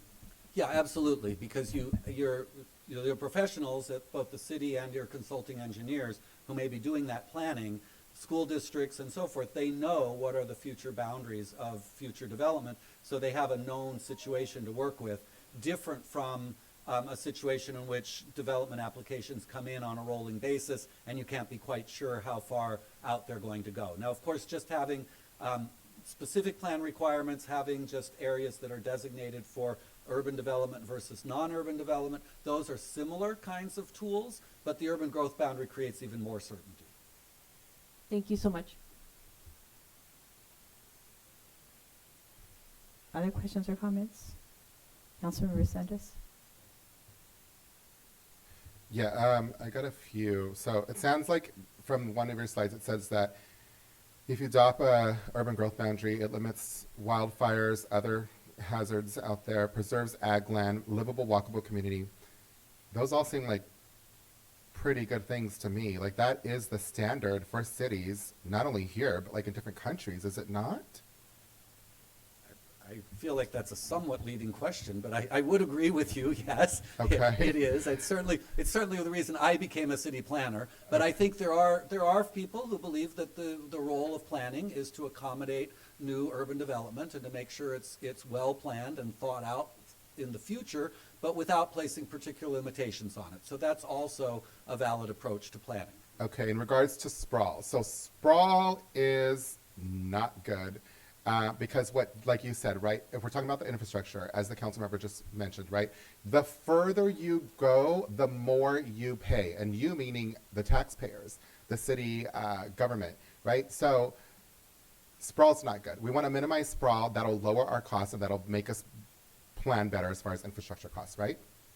Well, again, I mean, that is my personal opinion as a planner. One can make opposite arguments. There are folks who would say the private development market pays for most of those initial infrastructure extensions. There are sometimes tax geographies put in place, such as the Mello-Roos district or other kinds of taxation vehicles that have homeowners pay in to cover costs. And to some degree, the homeowners themselves are paying the costs by, for instance, driving their cars further and having to buy more gas. So you can make an argument that some of those costs, many of those costs can be externalized outside of the city. But it is also true that there are many studies starting in the 1980s that have shown that overall, without regard to exactly who pays for it, it is generally less expensive to pay for services to more compact development than it is to pay for services when it's more far spread. And without knowing all the specifics, for example, for the slide that you showed with Kentucky, that growth that's coming down south or whatever there's no urban growth boundary there, that would be considered sprawlish, would it not? Yes, I mean, I think you could probably even look at some of the things on the north side of that line as sprawl. That is that they're low-density development at the very edge of an urbanized development. But yes, anytime you get development away from an urban center, a town center, that is more sprawl, yes. Okay, So growing the city spheres of influence would also possibly lead to sprawl. Absolutely. Okay. So I don't know if you know this, Mr. Early, but the county voters just passed a measure called Measure A. It sounds to me from your slideshow that it's a prohibition on changes to land use designations without a popular vote, aka what happened in Napa. Were you aware of that? Actually, now that you mention it, yes, I did hear about that. Okay, so I'm correct with that. So that's my understanding, yeah. Sorry, go ahead, Ms. Kelly. Oh, I was just going to say yes. Okay, so here's the problem with that. The county could no longer develop without a popular vote. However, this council could flip and let's say the old city council they could grow the sphere of influence, right? They can grow the sphere of influence, making the city bigger, and that would lead to potentially more sprawl, correct? Without using the term, which perhaps some people find pejorative, I would say yes, it could be a method by which that same land that the county cannot develop would be allowed to be developed under city auspices, yes. Okay, so the county has their hand ties, the city does not. And again, we're going back to what the people want here. They voted us into office. They've made it very clear that they're feeling the impacts of the infrastructure strains because of the out of control growth, right? So in order to address that, I think we'll put it in the hands of the people, let them vote on it, and whether they want to adopt an urban growth boundary or not, then it's up to them. And that could potentially stop sprawl, control the development so that we can plan to have a more livable, walkable city. Yeah, could I just piggyback on one thing Sure. there, because the way you said that made me realize perhaps I wasn't clear. Typically, what would go on the ballot measure would be the actual line on a map. Yep. It wouldn't just be, because the way you said it, I thought maybe a member of the audience might think the ballot measure would just say, we should have an urban growth boundary. But it's almost always more than that. It really is not only we should have it, but here it is on the line, on a map. And the map itself is part of the ballot measure. Okay, so then we can't redraw the lines. City officials can't redraw the lines. Exactly. Okay. So what's the difference between having signature gatherers put it on the ballot and city officials putting it on the ballot? Is there any difference at all? I would assume cost. If it was a fully city effort by city staff, initiated by the council, we would pay all costs. If it is a voter motion, I might defer to the clerk, Jen, but I think we still pay costs as well. When it comes to the cost of the election, it doesn't matter how it comes forward. Depending on if it's a referendum or initiative, you'd have to pay for the verification of the signatures, where you wouldn't have to do that if it came directly from the city council. With regards to, as Ms. Kelly was saying, of all of the kind of legwork to development, if the city was putting that forward, then yes, you'd absorb those costs as well. Okay. Good. If I could add, and the attorney might want to make sure I'm saying this right, but there has been a court case some years ago that said that if it's placed on the ballot by the city must conduct CEQA on it, whereas if it's placed on the ballot under through signature gathering, there is not a CEQA requirement. Did I say that right? Yeah. So he is correct. That would apply. CEQA would apply. In terms of cost, it really, if it's something that the council wanted to do, you could place it on a measure if you so desired, or it could go through the petition process and it could be placed on as an initiative. But essentially, they're both the same thing. They're just put onto the ballot by different means. One is by council, one is by citizen initiative. Could we have competing ballot measures? Could we have one that's done by, let's say, the public, and that one that's done by the city council? Different lines, so to speak. You could. Okay. And essentially the way that would work out is the one that received the most votes would control. Got it. Okay. And then lastly, we're in a unique situation with the general plan. We just did a referendum. How is considering this going to impact that? Because I think they kind of go hand in hand. They go hand in hand in a sense, but in another sense, they are really completely separate things. I think if the city council was proposing a general plan, and we do intend to come back to you with a comprehensive discussion regarding that and the referendum and the current status that we're at, so I won't get into it too much, but you could consider something like this as just a policy for future action in a general plan. You could potentially consider it as part of the comprehensive general plan, and taking that staff, consultants, environmental review, all of that would become a part of the scope of work for that. So, and I would just emphasize not only for CEQA, but this would be a pretty general plan update level effort of community outreach and those types of things to prepare something like this, a boundary, policy discussion, all of the things that David mentioned in his presentation. We would need to go to the people, go to the community, ask for their feedback, and really come up with an urban growth boundary presentation and policy document, map, all of those things, as well as environmental review. So it would be a pretty significant staff effort that would be at the cost of the city. Okay, that leads me to one more question. Sorry, Mayor Stevens. Last one. Timeline, because that sounds like a lot. Last one. I have quite genuinely no idea on a timeline. We would definitely need to get a scope of work, budget, cost, timeline, all of those things would come back. We would definitely need to hire a outside consultant to help us leading the effort. But I would wager significant.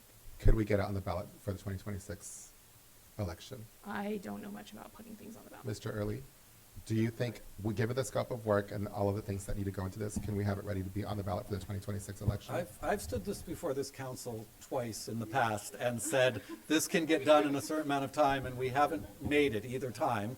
So it is still my opinion that it should not take much more than a year and a half to get something like that done. But in this city, it has taken a little bit more than a year and a half twice already. So that could happen again. Okay. Thank you. Okay, thank you. Question on this side. Councilmember Pache, go ahead. I just have one question. So it looks like we spent $7,500 to contract you to put together this presentation and to give us some information. Oh, so it looks like we've spent $7,500 to have you come do this presentation and bring us all this information. It was a lot of information. Is it possible to get that deck and absorb this information? Because there was so much coming through that. That was an incredible presentation. Thank you so much for that. Well worth the money. My gut is telling me that I need to digest this over time, and I'd like to potentially, is it possible that I can get that deck, review it, and then possibly contact you directly so I can get clarification? Or how do I, is it possible for me to get the deck, and then who would I reach out to for clarification if I had a The question city about it? manager. You would reach out to the city manager. And we absolutely, the city clerk has the slide presentation, and we can definitely get that to the council. Okay, thank you. Okay, thank you. And thank you Councilmember for that Morales. presentation. Thank you very much. Do you have any questions or comments? Thank you. Yeah, can you talk a little bit more about the agreement with the county? Because I thought that was, you talked about a financial agreement. Can you just say a little bit more about that, please? Well, so yeah, the question is about an agreement with the county. Obviously, there are many counties in the state. There are many counties nationwide, and I spoke to several things that have happened in several counties.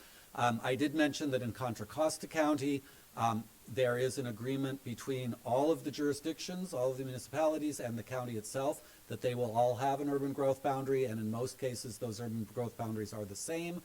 In Contra Costa County, that has happened particularly because it's a requirement of the Transportation Authority. So that was one example. I spoke about the example in Yolo County, where Yolo County, by policy, has prohibited urban development outside of the urbanized areas of the county. That also happens in Napa County. Neither of those counties has their own urban growth boundary per se, but they do have these prohibitions on development. And Councilmember Zendes has pointed out that San Benito County just recently passed a very similar ordinance as well. So you're kind of in that same boat that Yolo and Napa are already in. And in that case, if you were to put in place an urban growth boundary, that one of the inputs into it might be to make sure that it's consistent with what the county has already adopted, then you would be in that position where you have consistency between the city and the county. So I hope that answers your question. There's not a single answer because there are so many different examples throughout the state and across the country, but those are a few examples that I think are germane here. Okay, thank you for that. Okay, so I am going to hold my comments after public comments. So do we have any speaker cards? Yes, our first speaker is Joe. Okay, Joe.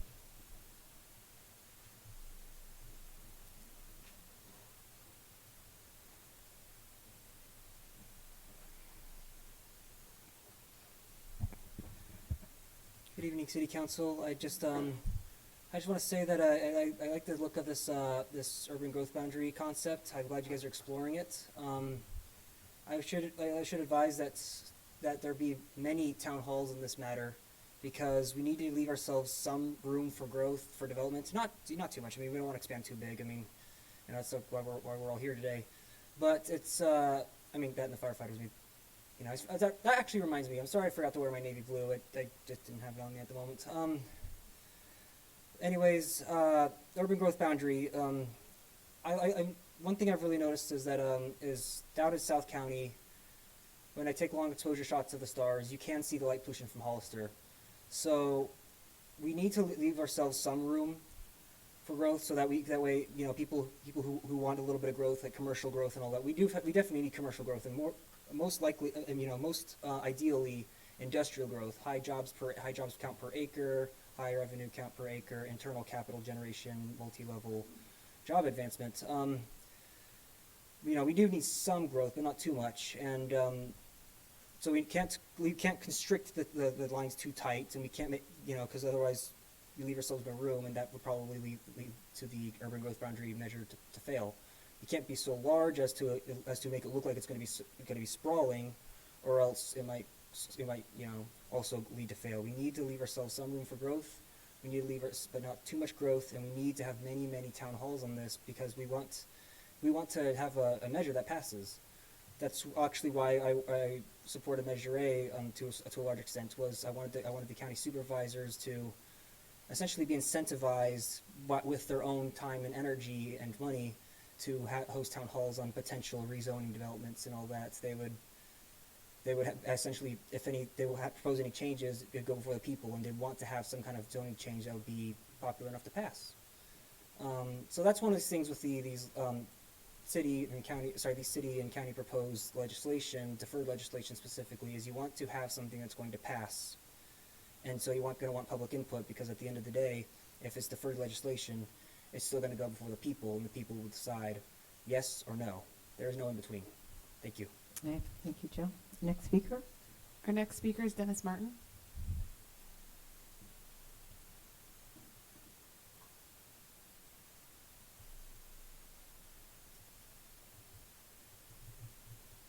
Yes, good evening, Mayor and Council. Dennis Martin speaking on behalf of BIA Bay Area. And we just wanted to make our comments here that BIA has long opposed urban growth boundaries, because urban growth boundaries, by restricting the supply of developable land, contribute to higher housing costs and reduced housing affordability. UGBs limit the amount of land available for development, effectively reducing the supply of land for housing. When the supply of land is limited, the demand for the remaining land increases, leading to higher land prices. Higher land prices directly translate to higher costs for building new homes, leading to increased housing costs for both new construction and existing properties. While urban growth boundaries are intended to prevent sprawl, some argue that they can inadvertently encourage developable land development outside the boundary, potentially leading to higher costs and infrastructure challenges. Some argue that urban growth boundaries can also lead to higher densities within the boundary, which we are not sure that Hollister is quite ready for the higher densities that an urban growth boundary would force. Several cities on the West Coast, including Portland, Oregon, and Seattle, Washington, have UGBs, and studies have shown that they lead to higher housing prices, as well as many cities in the Bay Area. And one only needs to look at the correlation between urban growth boundaries, that is restricted land supply, and higher housing costs to see that urban growth boundaries are a factor in higher housing costs. Thank you very much. Thank you, Mr. Martin. Next speaker. Those are all the speakers for this item. Okay, thank you. So I'm closing the public comment section. So let me check in with council. Any last minute comments or thoughts? Councilmember Resendez, go ahead. Thank you, Mayor Stevens. Yeah, so again, let's run this back a little bit, right? Santa Clara, there's several cities that adopted this. They don't have anywhere to grow anymore. Then it went to Morgan Hill. Then it went to Gilroy, skipped Hollister, went to Marina, went to Monterey, went to Watsonville. So when I saw your presentation, Mr. Early, it really helped to put things into perspective on why there's so much pressure on the local governments here to grow. There's money to be made here in Hollister. There's a lot of money to be made in here in Hollister by developing, and we don't have anything to protect us from that. So people play politics. People with a lot of money to make come over here and play politics. We have to, absolutely have to, adopt an urban growth boundary, and we have to ensure that the public is the one that adopts it, just like they did with Measure A. The person who represents the developers, that's BIA, by the way, said that some might argue that this is going to encourage sprawl or development in the county. Not in San Benito County. Why? Because the people just voted to pass Measure A to put a stop to that nonsense. The city of Hollister doesn't have that protection yet, but hopefully after this next election, we will. We will. Home prices are already up. Again, the gentleman who talks about, who represents the developers that was just on the line, home prices are already up here. They're up here because we will never meet the supply and demand that the Silicon Valley needs for housing, and they've already increased all of the home prices because the tech industry is over there in the Silicon Valley. So we live in one of the, next door to one of the richest counties in the world.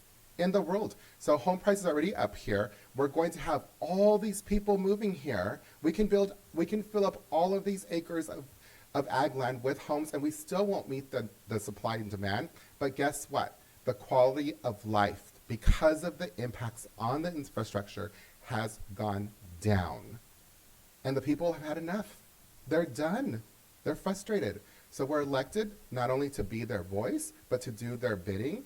Right? Ultimately, we'll hand it back over to the people, let them decide, but we need to adopt an urban growth boundary because that's what we're elected to do, and if we don't do it, they're going to keep coming for us. We're the only people in this area that don't have one, right? And we want to protect our ag land, we want to protect our constituents, and we want to protect our quality of life. So, I don't know what's next, but I'm fully in support of this. Thank you guys for the great presentation. Okay, thank you. Other comments? Questions? No. Did you have a comment, Councilman Boucher? I just, If not, it's okay. I was just appreciate David's presentation. It just was so much information and everything that we're going through with the general plan. And it's another consideration, what to do inside, what to do outside. I would like to just steep myself in that presentation again, and then, potentially rely on city staff to fill in any of the gaps, because there was so much. I don't know if anybody anybody else felt that way, but there was so much information there. And I feel like this is the first pass I'm getting at it. So I'd just like more time to wrap my head around it. Okay, thank you. Councilmember Morales, any questions or comments from you at this stage? No, thank you. Okay, thank you. I'll just make a comment that I appreciate also the presentation.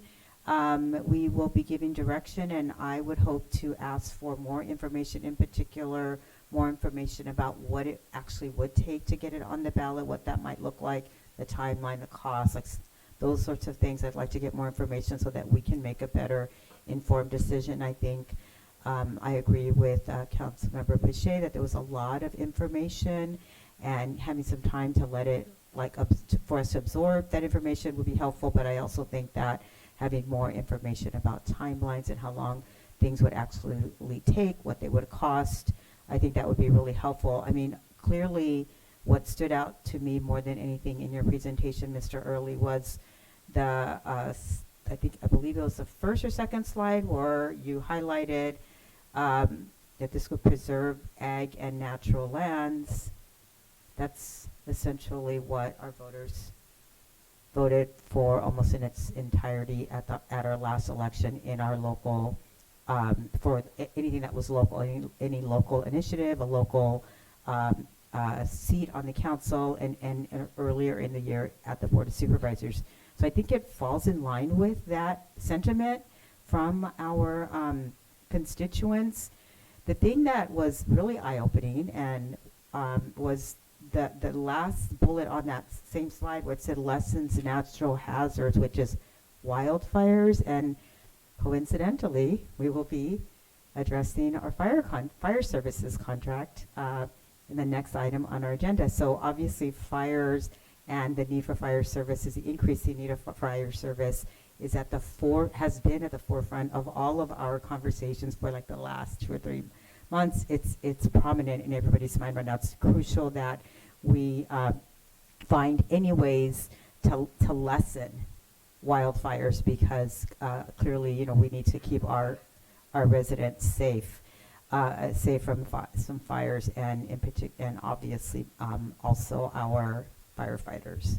So that really stood out to me. So I would like to get more information, specifically around timelines. What would it look like if we were to put it on the ballot? What would it cost? What kinds of things we would want to consider if we were to want to really consider putting it on the ballot? Something like some kinds of things like around language, maybe some of the legal concerns, those kinds of things before making any kind of decision about how to move forward. But in general, it does seem to make sense that if we have something that has the same sentiment in our county through the last Measure A that was voted, that our public voted for, it makes sense that we would have something similar. It also makes sense that we continue to do what our public voted us into office to do, which is to preserve our lands and to minimize growth. So I think that this is something that at the very least deserves a little bit deeper dive, so a little bit more information for us to consider, and then we can then make a better informed choice about how to move forward with this. Councilmember Resendez. Thank you, Mayor Stevens. So I don't disagree. However, I'm really concerned about that timeline. So what are the potential options, I would say, and I know we're kind of putting you guys on the spot, so anybody can answer this. What are the potential options that we can move forward with this and bring it back with something tangible, something that we can actually move forward with? Like, I feel like we've already had the presentation. We should know what the next steps are, or if you're going to come back, we have a little bit more directive, because I'm just really concerned about not meeting timelines to get it on the ballot for the 2026 election, unless you feel like we have enough time. Because again, we're working on a lot of other things, right? So are we looking at a month out, 2 months out? I'm concerned about that, to be honest with you. Thank you, Councilmember Resendez. I think the working on a lot of other things is the key. That makes it very difficult for me as your planning manager to give you a timeline. I think David would be willing to potentially give you a timeline for how long his consultant staff could potentially work on some project like this, but a lot of time restriction comes into staff being able to review and project manage. Our consultants are quick, we are slow. We have a lot of the day-to-day, we have a lot of projects going on, we have a limited number of staff, and we have big projects that are ongoing. Our general plan discussion, we're going to be coming back to you for direction on that. That's going to have a big implementation on this and other projects that we're working on. We're working on our housing element. That's a big project that's taking a lot of time. So if I had nothing on my plate, I could ask David for a timeline, and then that would be the timeline, and we'd be able to meet it. But it's really all interconnected, and it's difficult to say without other direction on other big things we're working on. Yeah, so let us, like we said, we're going to be bringing the general plan item back at the next meeting. That was the goal, to have that conversation. And I think that depending on where that goes, that'll give us a lot of clarity in the direction of what, you know, the next handful of months look like. At the same time, we can work with Mr. Early to look at costs and bring that back shortly thereafter with a better estimate. Can I add one Yes, thing please. there? I just did want to say, and I realize this is to some degree at odds with what Councilmember Resendez is saying, but it struck me in listening to all of you that the most logical way to do it probably is to restart the general plan process, and as part of the general plan process to figure out that line. It is a typical process that a line like that gets adopted within a general plan, and then it gets put on a ballot for a popular vote to confirm the line only after it's been adopted as part of the general plan.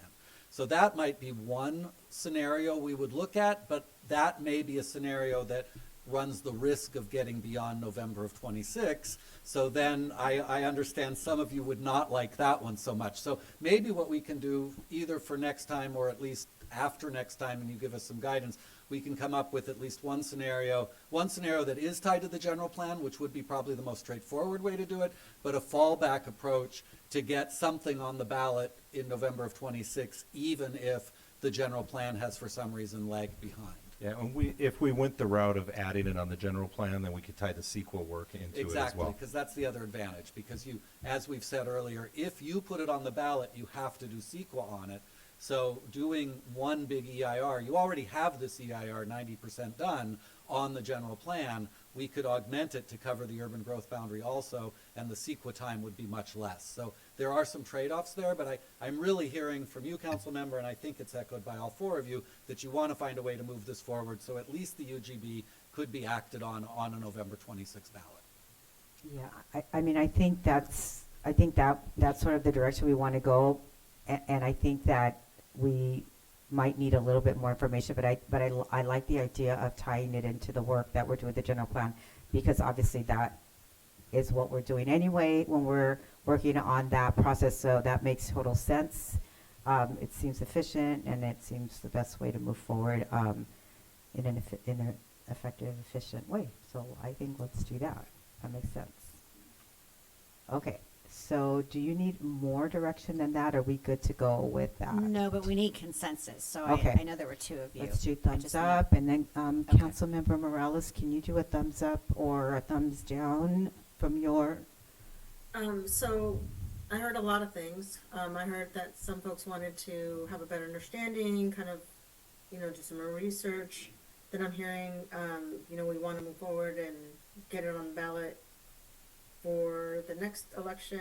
So I'm not sure what the consensus is. It's just to move forward with the general plan. So I wasn't clear on exactly what the direction was. If Okay, you don't so repeat here's it.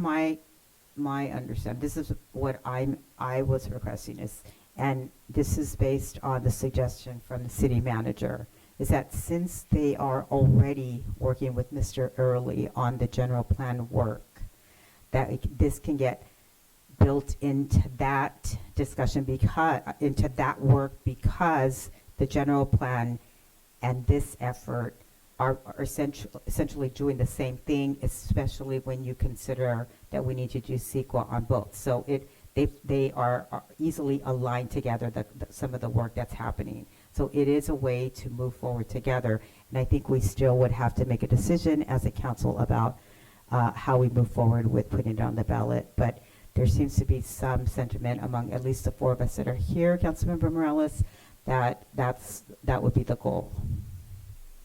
Okay, So does right that now make it's sense? still incorporate the work that's currently being done, and then later on, a decision will be made about putting it on the ballot. Is that accurate? Yeah, I think I don't know that we're quite ready to make that decision tonight. Yeah. Can you move closer to your mic? All I heard was a lot of mumbling. I'm sorry. I said yes. We would not. Okay, maybe it should be no. We would not be making the decision tonight about getting it on the ballot. Yes, will we be making that decision at a later date? Okay. Okay. Okay. So with that, are you thumbs up? Yes. Looks like okay. So I think we got a thumbs up. Okay. I think we're good then.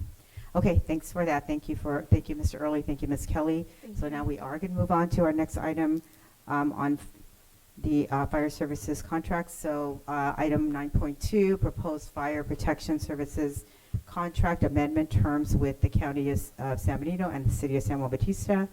Can we have a staff report, please? So prior to the staff report being given, I do want to note that soon after the April 7th, 2025 meeting agenda was published, an error was noticed in the dollar amount listed in the staff report for this item. On page 4 of the staff report, the one-time payment amount was incorrectly listed as $1,150,000. The amount was supposed to reflect $1,250,000. As such, our office directed the amount be corrected in the staff report and the agenda republished as soon as the error was discovered. The other option was to simply provide an updated staff report at the meeting or note the change verbally during the presentation of the staff report. However, given the community and agency interest in this item, we directed to have the item republished as soon as possible. Thank you. Okay, so thank you very much. Before I get started, Just want to mention our staff report is continuing kind of the detailing the meetings that we've had. At our last meeting that we had, there was an issuance of the 270-day clause, and that was on the March 24th. But prior to that, on March 21st, the council had given direction to add to the Fire Negotiations Ad Hoc Committee, bring in, basically form it with the city manager, the fire chief, and the president of the fire union, which has occurred.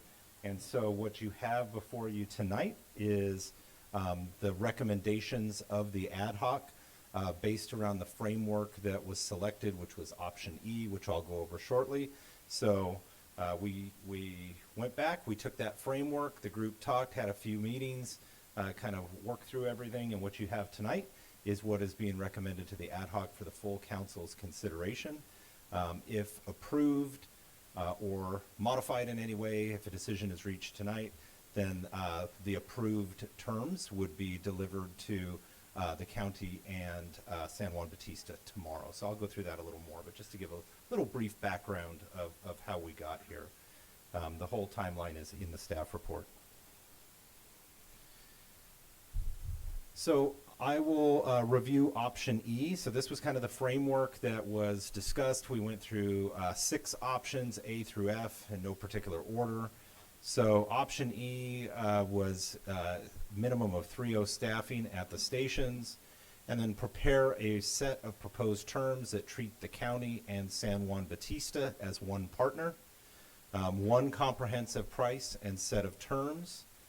These terms, as I said, were prepared in partnership with the ad hoc committee, the fire chief, the fire union president, and city management. And then upon approval, the county and San Juan would work together to develop a partnership to meet the proposed terms. So I think the example we used, if it was requesting $100, whether they split it 90-10, 95-5, or 50-50, that's not of our concern. We're saying this is what it costs. Both of those groups are symbiotic. They help each, by having the county and San Juan, it helps each other. And the whole system helps the city as well. And I'm going to have Chief Goulding get into how we came up with what we're presenting tonight that was in the spirit of that partnership. Each agency would provide the city of Hollister with a one-time payment for fiscal year 24-25 within 30 days to compensate the city of Hollister for the financial impact during the ongoing negotiation process. So as we know, this has been a long process. I think, the council has been in agreement that this, agreement needed to be revisited because the terms were, from a financial standpoint, needed to be revisited from the term of the city putting in more than its fair share to the agreement.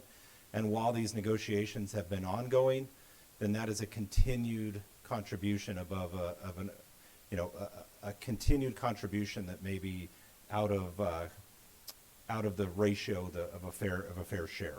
And so the contract did allow for that 270-day termination to readdress and to say, hey, we want to renegotiate this. It's no longer working, and we want to have those discussions. And so what this allowed for is we had asked for a one-time payment, right? Because basically by the time all of this is said and done, we will be over a year through these discussions.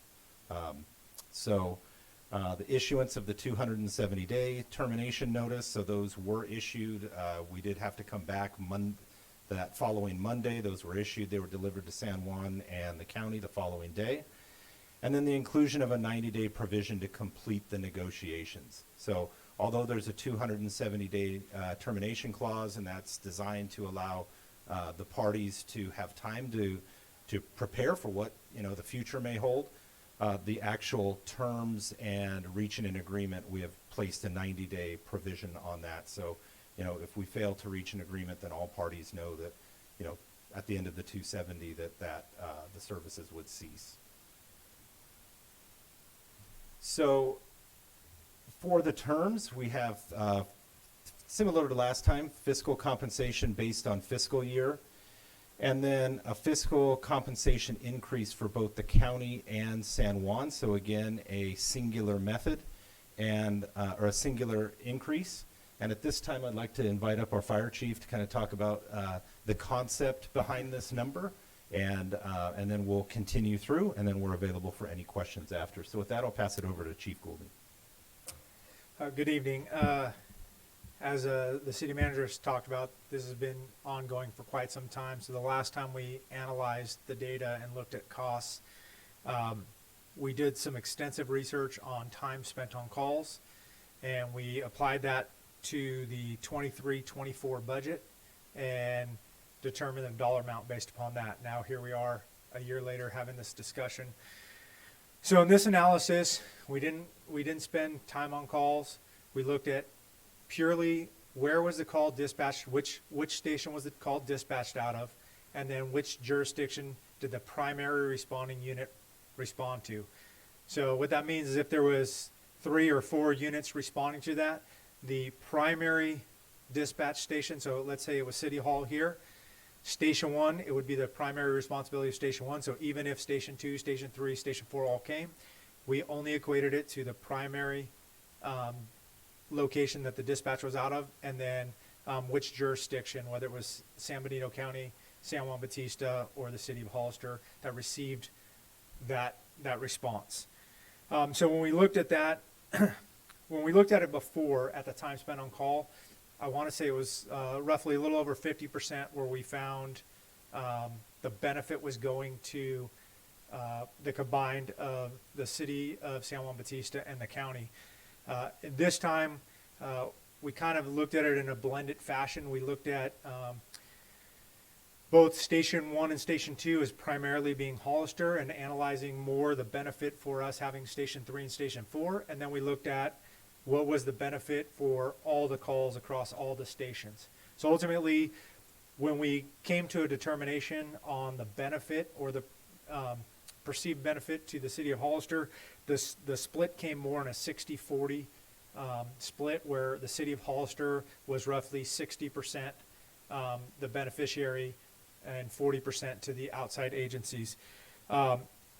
So again, that was based, we applied that 60-40, roughly 60-40 split to the current 24-25 budget. As we've talked about before, cost of goods are going up. It's not getting cheaper to provide fire services, so we didn't want to use last year's numbers. We're setting the terms for going into next year, so we utilized it. We applied it to this year's current budget.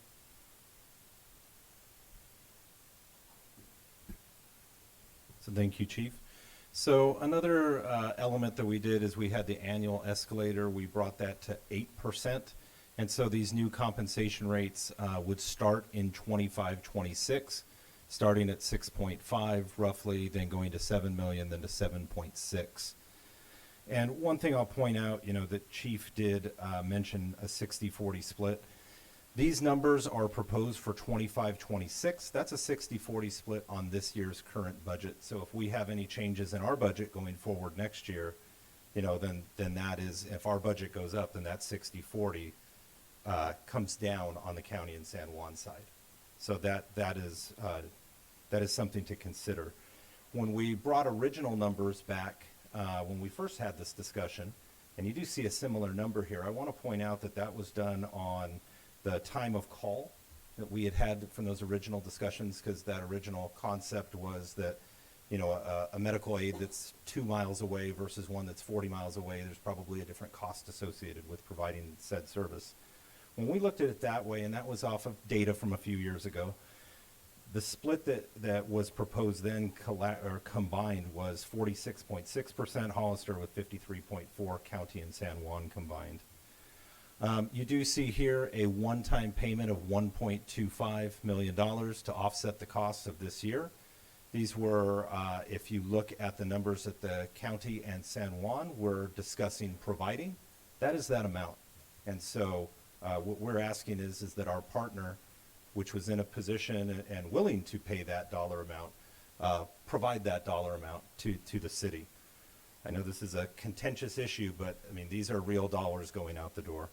So if we felt that this was very fair, if you look at it as we had asked for a similar number prior to that, We had asked for about 3.9 and change prior to that.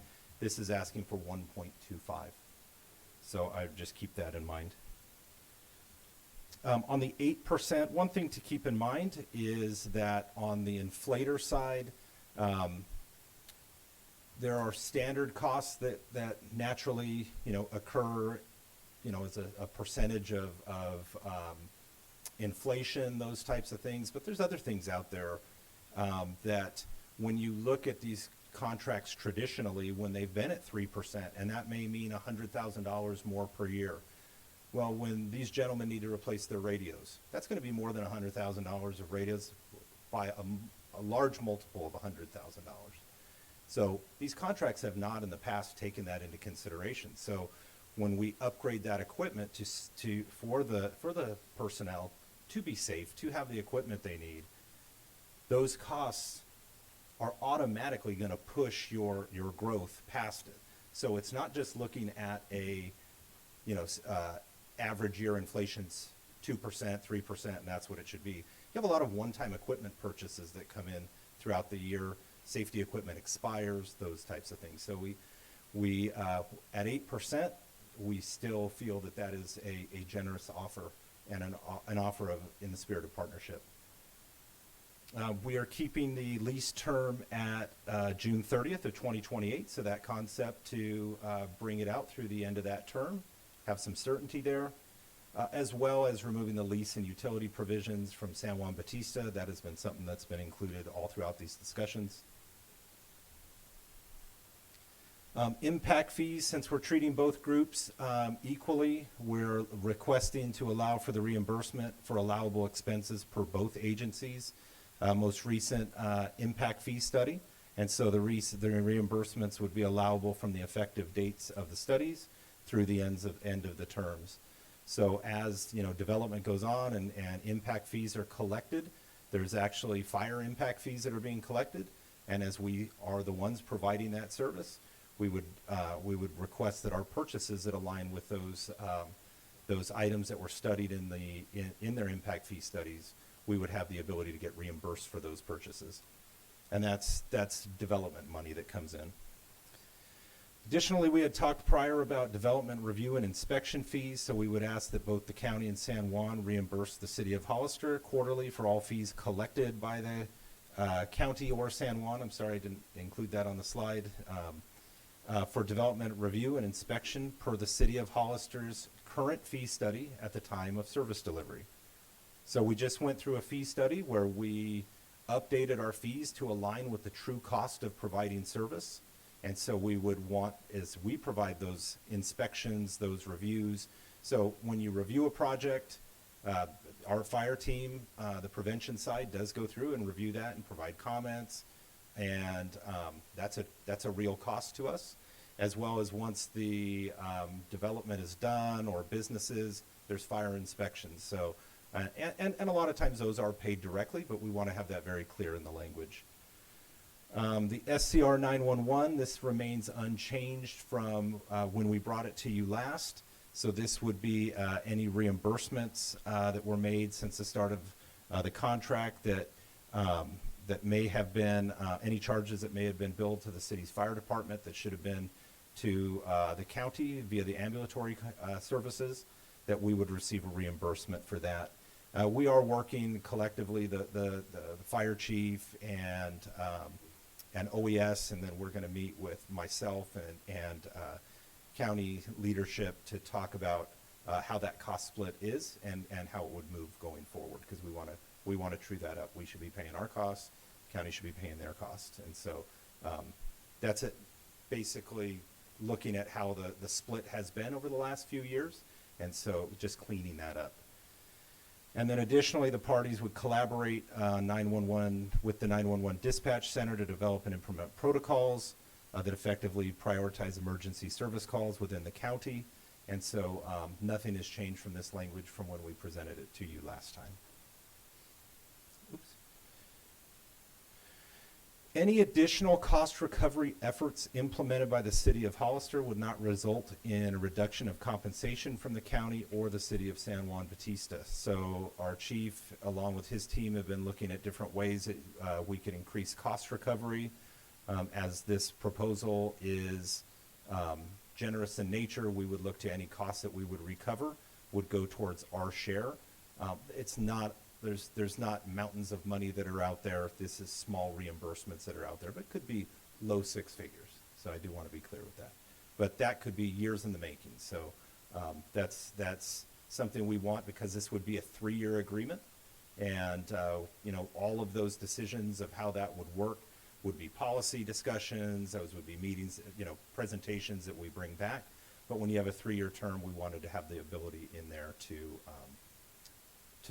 clarify how that would work.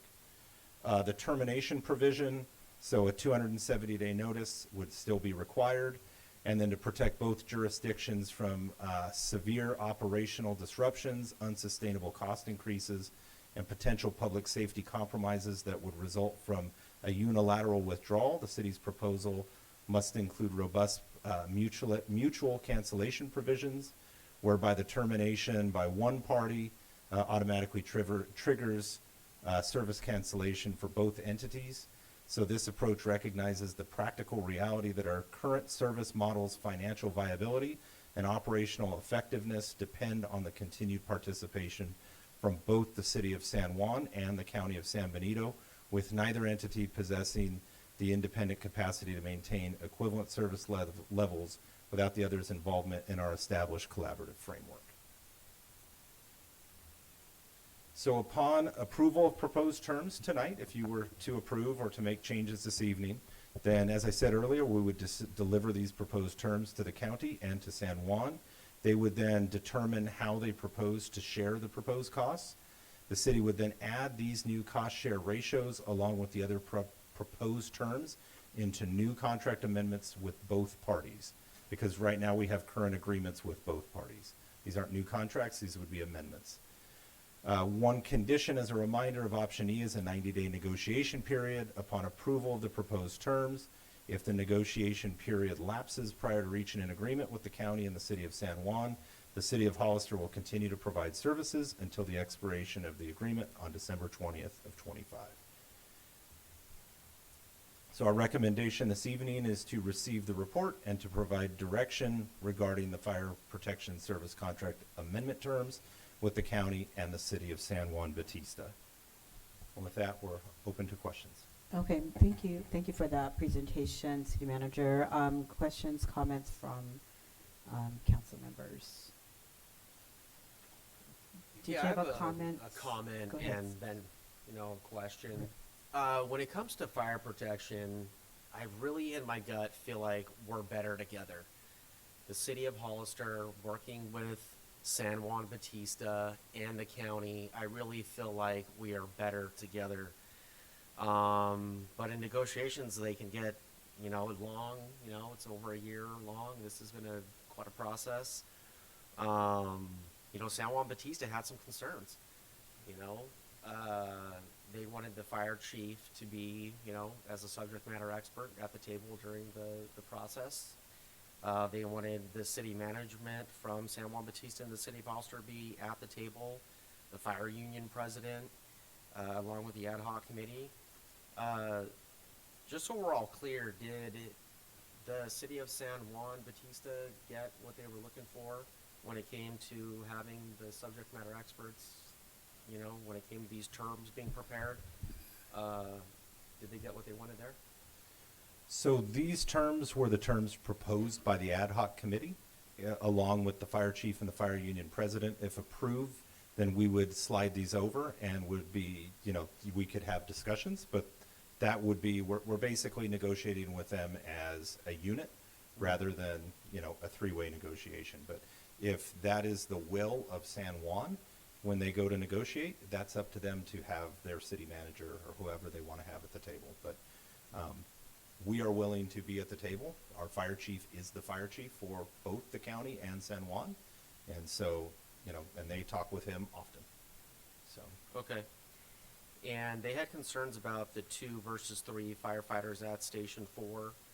It seems to me like this document has a minimum of 3 staffing at the stations. So that was one of their main concerns, was to have that 3 firefighters at that Station 4. That is correct.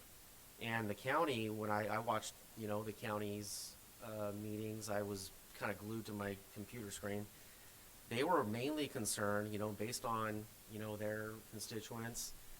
The community was concerned about insurance, losing their insurance, which is a valid concern. This is all very stressful for everybody. Their main concern was the brownout language at Station 3.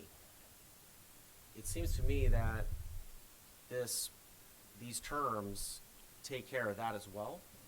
So yes, so the amendments that were proposed to both the county and San Juan were rejected by both San Juan and the county.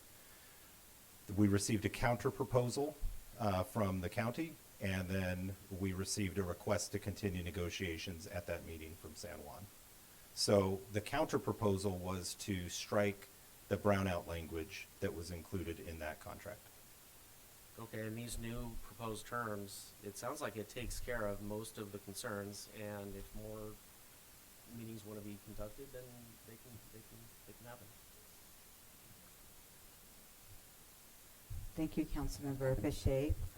Comments, questions from this side of the dais? Councilmember Morales, is she And I just want to say thank you to everyone that worked on this, especially our chief and fire union, of course, the ad hoc committee members, city manager. I know that this was really challenging. Just want to say thank you for all your work. Thank you, Councilmember Morales. Okay, so no other questions or comments from the dais. I'm going to move to public comment.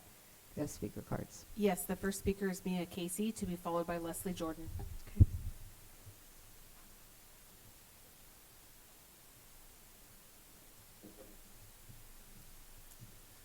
Good evening, Council. So I'm here tonight to bear witness because I read this contract, I'm excited about it, and it's very obvious to me that you have your expert negotiator and your expert fire person that were at the table to help this happen. I am a little frustrated, though, by this entire process. I'm worried this is coming a little too late, a few months ago, you had a room full of people here saying, please don't rescind the termination notice. Please don't take away the resolution protecting and honoring our firefighters. And you did not listen, and you took them away. If you hadn't done that, the termination clause would have already passed its thing. We would be done here, but we're not. And then you reinstituted it. Now there's another 9 months. It's frustrating to watch this all play out. I am concerned seeing on the agenda for the supervisors tomorrow that they are talking about dismantling their ad hoc negotiator group and starting a new one to build a fire department.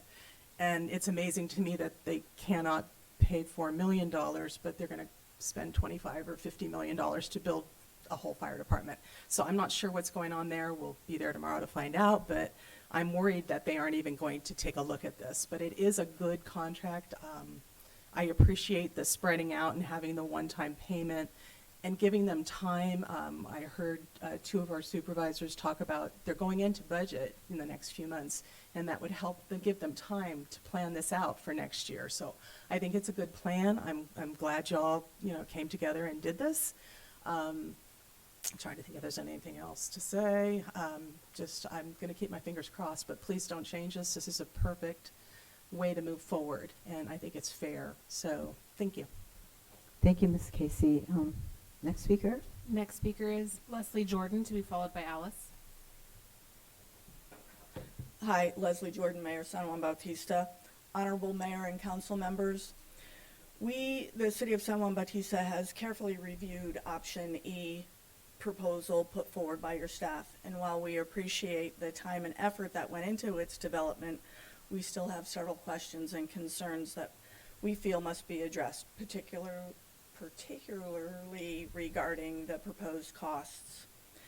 At our March 18th meeting, our council expressed a clear desire to collaborate with all 3 ad hoc committees and emphasized the importance of including the fire chief, the city managers, and the county CAO.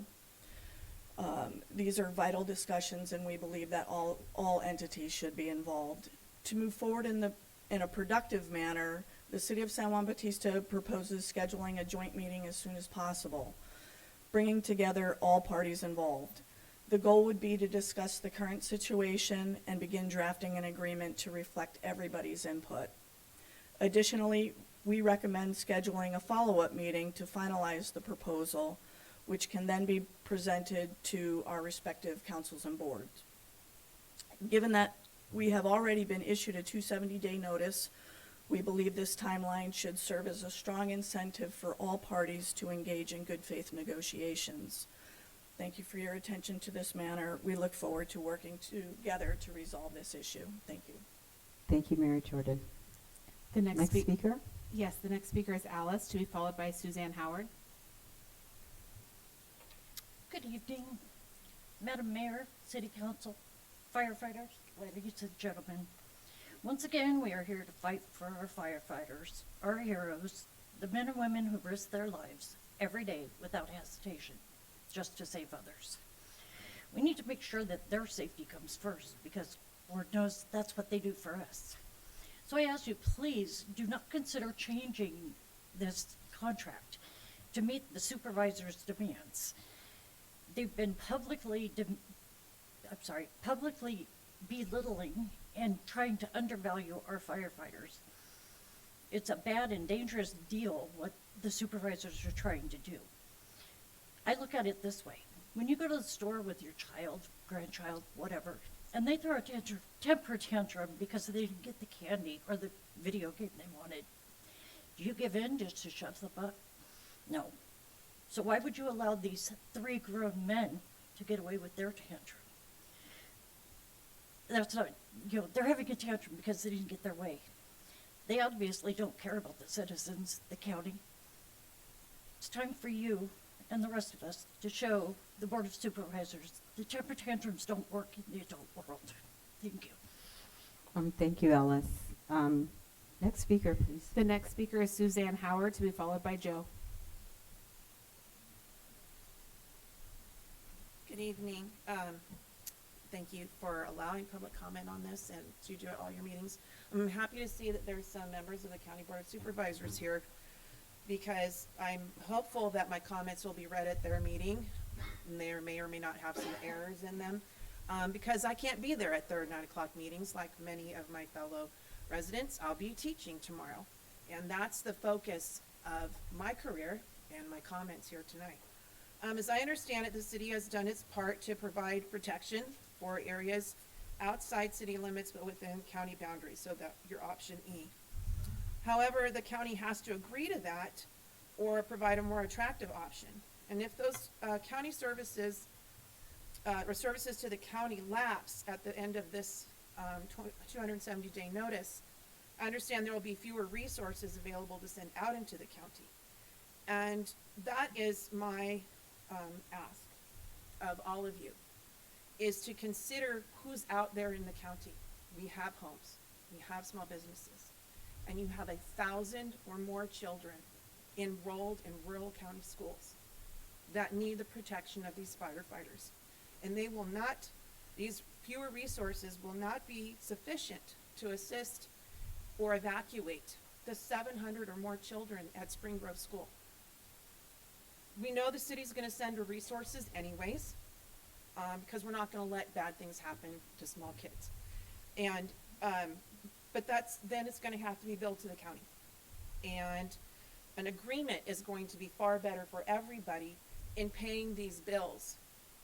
And so I would ask, I don't like to deal in ifs and buts, but the fact is that there are children at your schools out here in the county, and I don't hear that being discussed in these debates and these discussions. We're talking about dollars, we're talking about equipment, and we're talking about insurance. There are at least 1,000 children in your rural schools in this county that need to be protected and considered in discussions. Thank you. Thank you, Ms. Howard. Can we please hold the applause? I mean, I really would like us to just listen and then wait for the next speaker.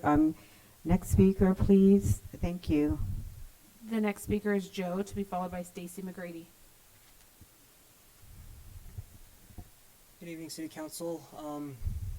Now for the real reason why we're all here. The firefighter contract, and more specifically, who should shoulder the burden of this issue. I have spoken to Supervisor Zanger on this issue. I'm not going to say that things went the way I want them to, but I will say that they are not the county is not the solid wall of granite that we think it's going to be. A little more time to let them consider the mistakes of their positions and of their decisions to leave subject experts off of their ad hoc committees. They will be held accountable individually in their districts for what they've done. That's the ideal of our democracy, is that our elected officials will be held accountable at the ballot box in their districts as individuals, but who are held responsible for their actions. And so, I want to say that I want to encourage you guys to stand strong with option E. We have a long time, a couple months, and yes, months go fast. As a man getting older, I'm aware of this. But as of today, I believe it's either 256 or 257 days left. So there's time to let the pressure kind of build for the weight to sit on their shoulders to consider the consequences of what they're doing. And again, there is signs of slight giving from Supervisor Zanger, and I know the other two supervisors, they're on board with making the county pay for its fair share. They talked about it at length. They're cool. So credit where it's due. So I just want to advise you guys to stand strong. Do not give in to appeasement. And also, I almost forgot to mention this, the supervisors meeting tomorrow is not just about whether or not to dissolve their ad hoc committee, but it's to consider the termination or continuance of the fire district feasibility study, and to potentially create an ad hoc for the feasibility of the new county fire department. So they're putting all their options on the table, and I believe, if I haven't asked the chair of this, but this is my personal belief, just based on more like intuition, is that I believe that this is essentially an ultimatum, is that if the decision does not go their way tonight, they will look into other options, and if it does go in their favor tonight, they will not dissolve their ad hoc committee, and they will continue negotiations. This is more of a hunch. I will not lie. Bless you. I will not lie. That's more of a hunch than anything else, but it seems to be the timing seems to suggest this possibility that this may very well be, that tomorrow may be an indication of an ultimatum that will be decided tonight. Thank you. Thank you. Next speaker. The next speaker is Stacy McGrady, to be followed by Carol Lenore. Ms. McGrady?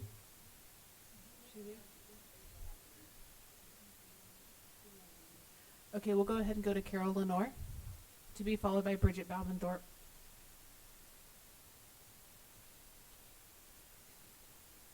Good evening again. I just wanted to come on and give a show of support. I really hope that Mayor Stevens and the council, you're able to stay the course. The mission hasn't changed. We're trying to get a contract that's in the benefit for the city of Hollister. I understand county is important also, but I like the proposed terms. I hope that you're going to stay strong to get us a good balance deal. Times are going to get tough, and we can't be subsidizing county fire anymore. So it's tough for everybody. So I hope that you'll stay the course, and I think everything Leslie Jordan said is awesome. Whatever she said, what she said is good, and I really appreciate San Juan Bautista stepping up and negotiating. I don't care that maybe they don't like everything. That's cool, but they're negotiating. They're keeping an open mind, and that's where you'll have a deal. And I really hope the county that I love so much is going to figure it out and come to their senses and work with the city of Hollister and San Juan Bautista. Honestly, the firemen, they saved me again last Sunday, and you can't roll 2 on a fire engine. No. So please, give them what we can afford. I know it's expensive, but again, I really like San Juan Bautista coming to the table. I like your proposed terms. I wish you the best, and I wish you the best if you make a decision to benefit everybody. I know it's hard, so thank you for your time. Thank you, Ms. Lenore. Next speaker. Next speaker is Bridget Baumanthorpe. Hi, good evening. I just want to make a comment specifically about the former speaker who pointed out, compared our Board of Supervisors to 3 men who I very respect to having temper tantrums. I thought it was extremely disrespectful to talk about Board of Supervisors like that. There are, no matter if you don't disagree with them, you don't talk like this in public about our Board of Supervisors. Just want to point that out. And I don't understand everything about the firefighter problem, your agreement, but I do understand that it's all about the money. If you don't have the money, you can't have an agreement.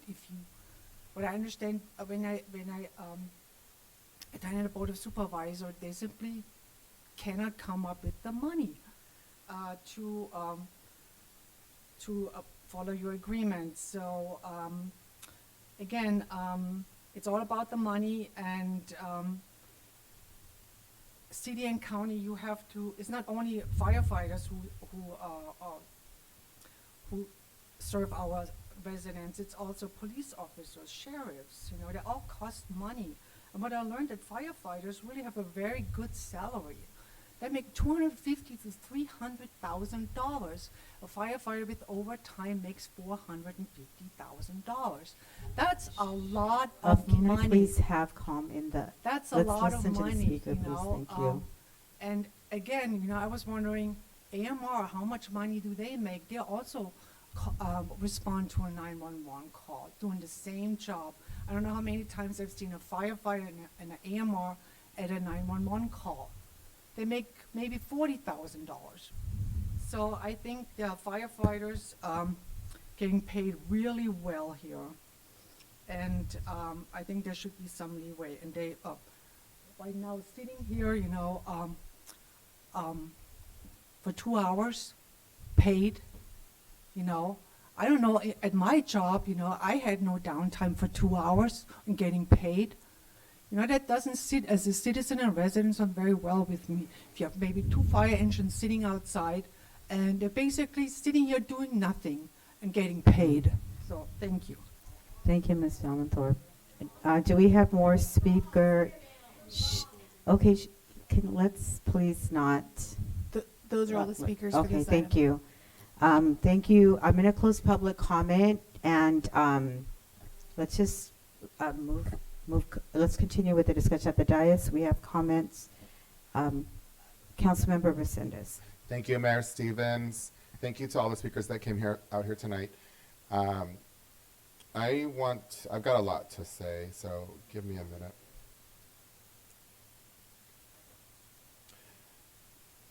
Oh, here we go. Number 1. I don't know how things are done in San Juan Bautista, but I love that city, by the way. Absolutely love San Juan Bautista. I go there all the time. I went there this past weekend. But we have a process to follow. And in order for the mayor to go to the dais to another city, they have to have a meeting about that. They have to get consensus from their council for the mayor to speak on behalf of them.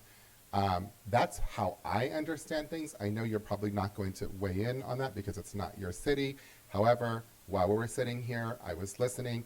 I looked on the calendar. I did not see an agendized item directing the mayor to come over here and negotiate on behalf of the entire council. I just want to point that out. We follow process here, and it has to come from your council in a publicly held meeting if you're going to come to another city council and give direction on behalf of your city. That's how it works. I just want to point that out because I don't think that was done correctly. Number 2, we negotiated in good faith with both the county and the city. 2 Board of Supervisors completely rejected our offer, and the entire city council of San Juan Bautista completely completely, what was I saying? Completely declined our offer.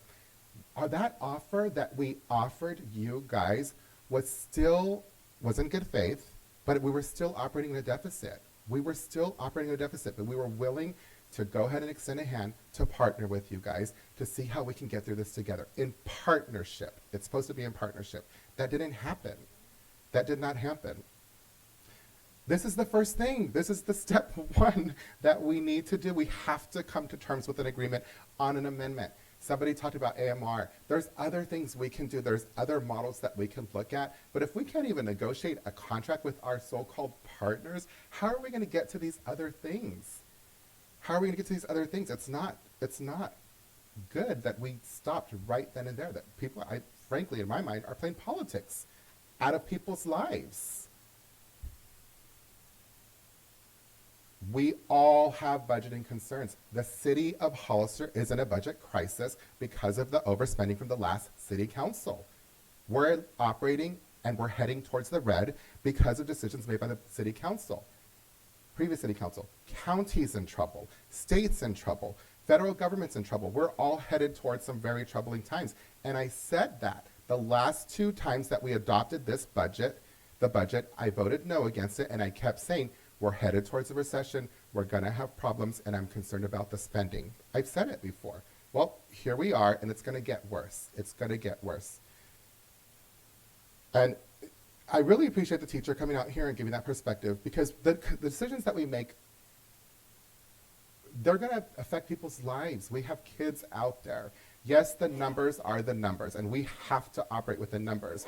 But the teacher was right. Whatever happens, our guys and our girls are going to respond to everything going on around us, and we'll send you a bill for that service. We will gladly send you a bill for that service. But we have a thing called mutual aid, and if there's something going on in your county and you don't have firefighters, we are obligated to go service you guys with our staff, and then we're going to give you a bill for that service. That's what's going to happen in the future. You need to pay us. Point blank, period. Pay us. You want 3 firefighters? Fine. Pay us, San Juan Bautista. You don't want brownouts? Fine. Pay us.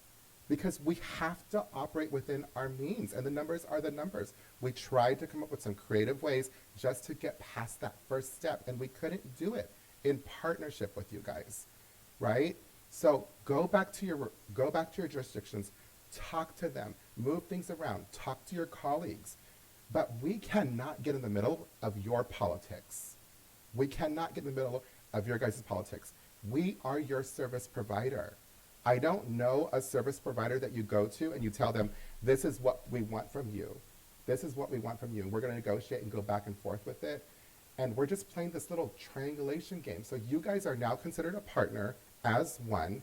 You guys go back and work it out together. And guess what? You've got 90 days to do that. We were directed by this council, and if this passes tonight, which I'm hoping it is, to do just what we've said we were going to do and that we've done it. You've got 90 days to figure it out. Please stop playing politics with people's lives. Stop playing politics with our staff. You guys have to figure this out, and let us know what you decide.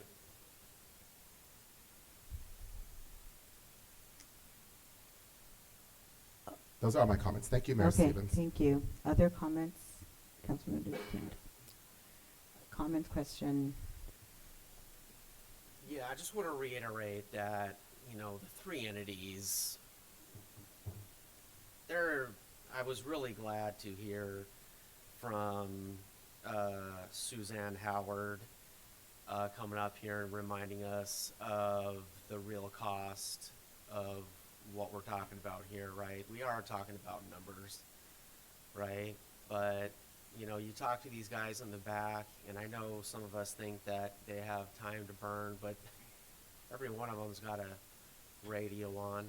I haven't done like an official ride-along, but I did an unofficial one, and I was out at Station 2 for at least 3 or 4 hours, and I didn't really notice any downtime. The only room in that place, took a tour of the whole place, and the only room that doesn't get any use is the one with 5 recliners in it and a television set.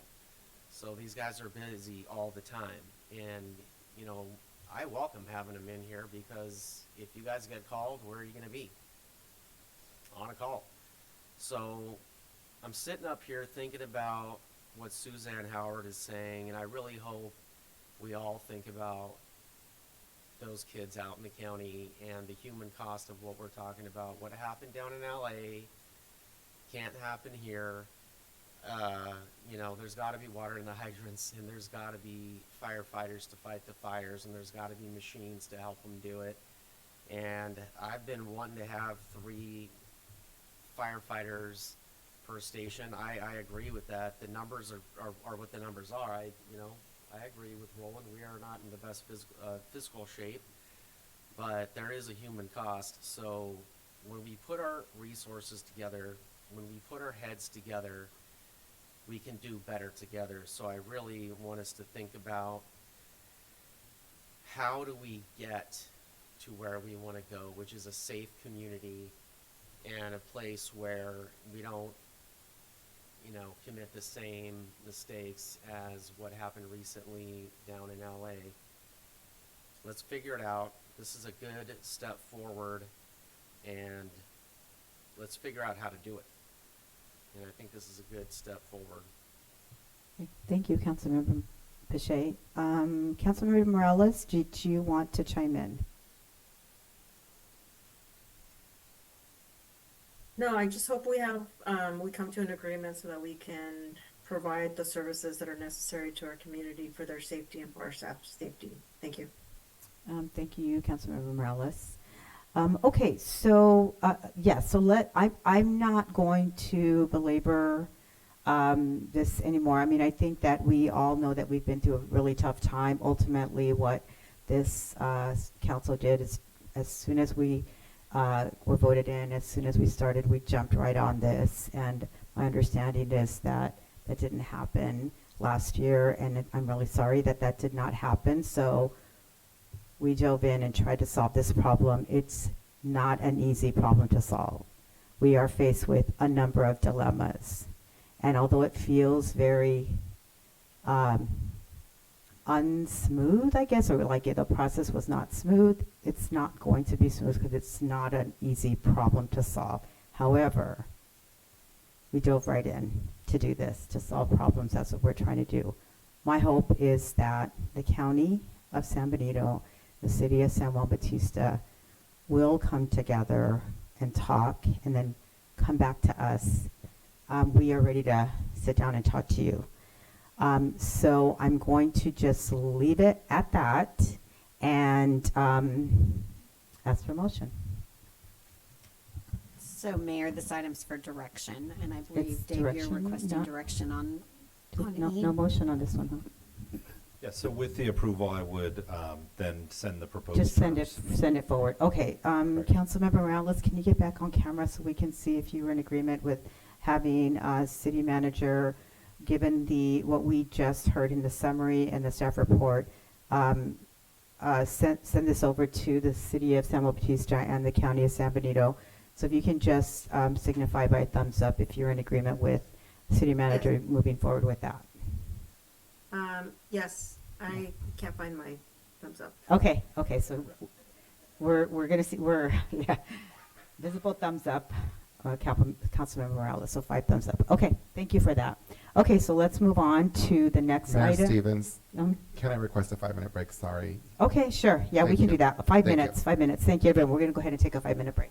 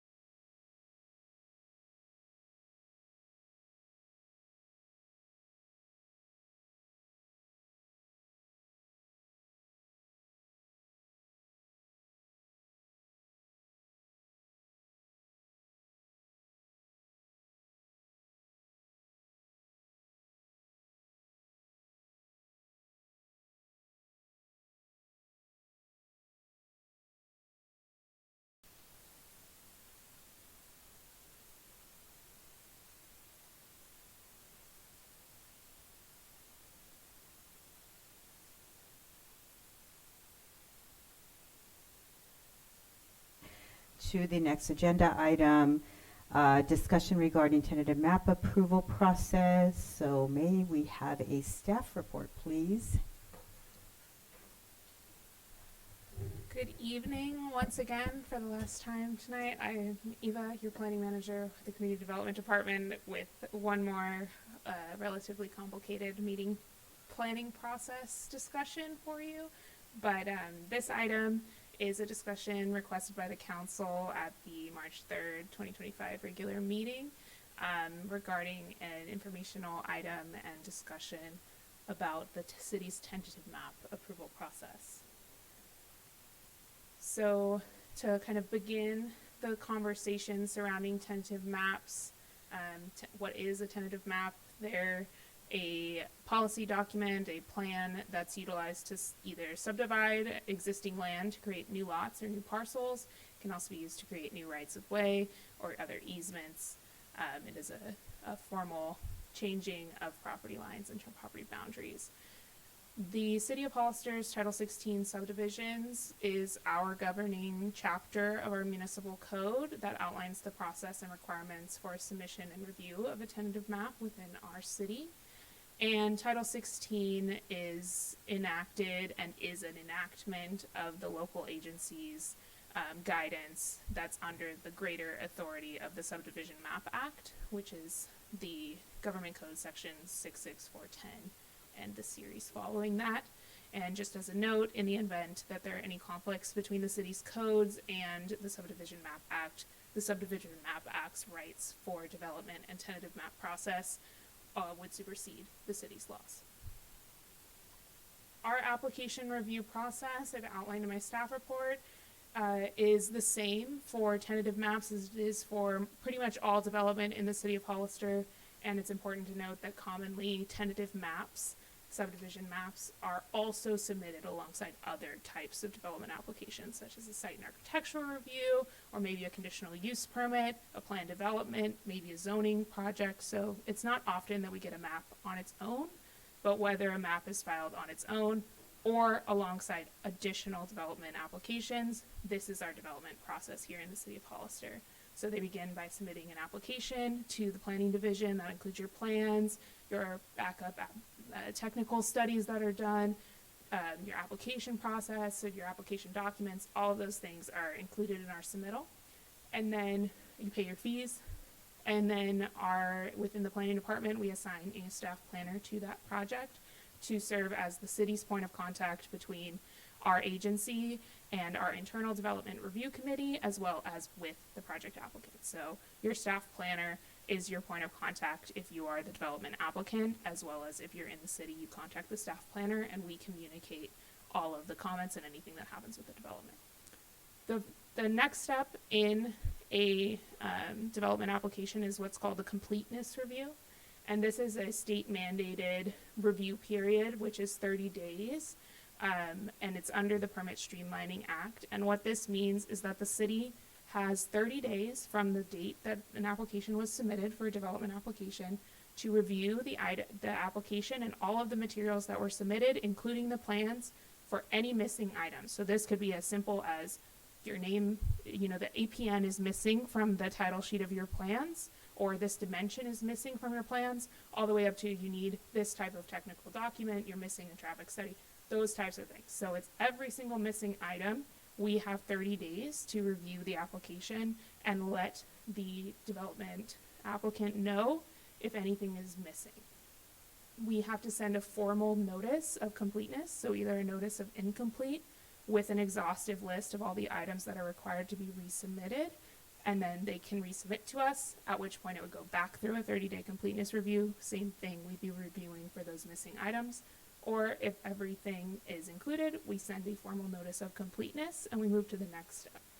And one thing I will note is that this next step is our review for compliance with CEQA, so environmental review, as well as review for compliance with the city codes.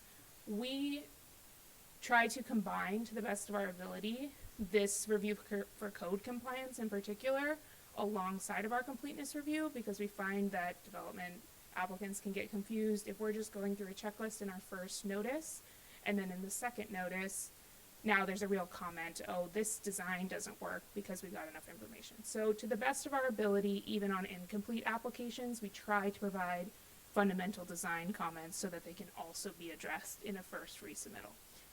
But technically, the next step is to finish our review and address any items from our Development Review Committee. That's our DRC. That's an internal, with some exception. We have some external agencies like Recology, our trash service provider, but it is our planning department, engineering department, building department, police, fire, airport, cannabis affairs where appropriate.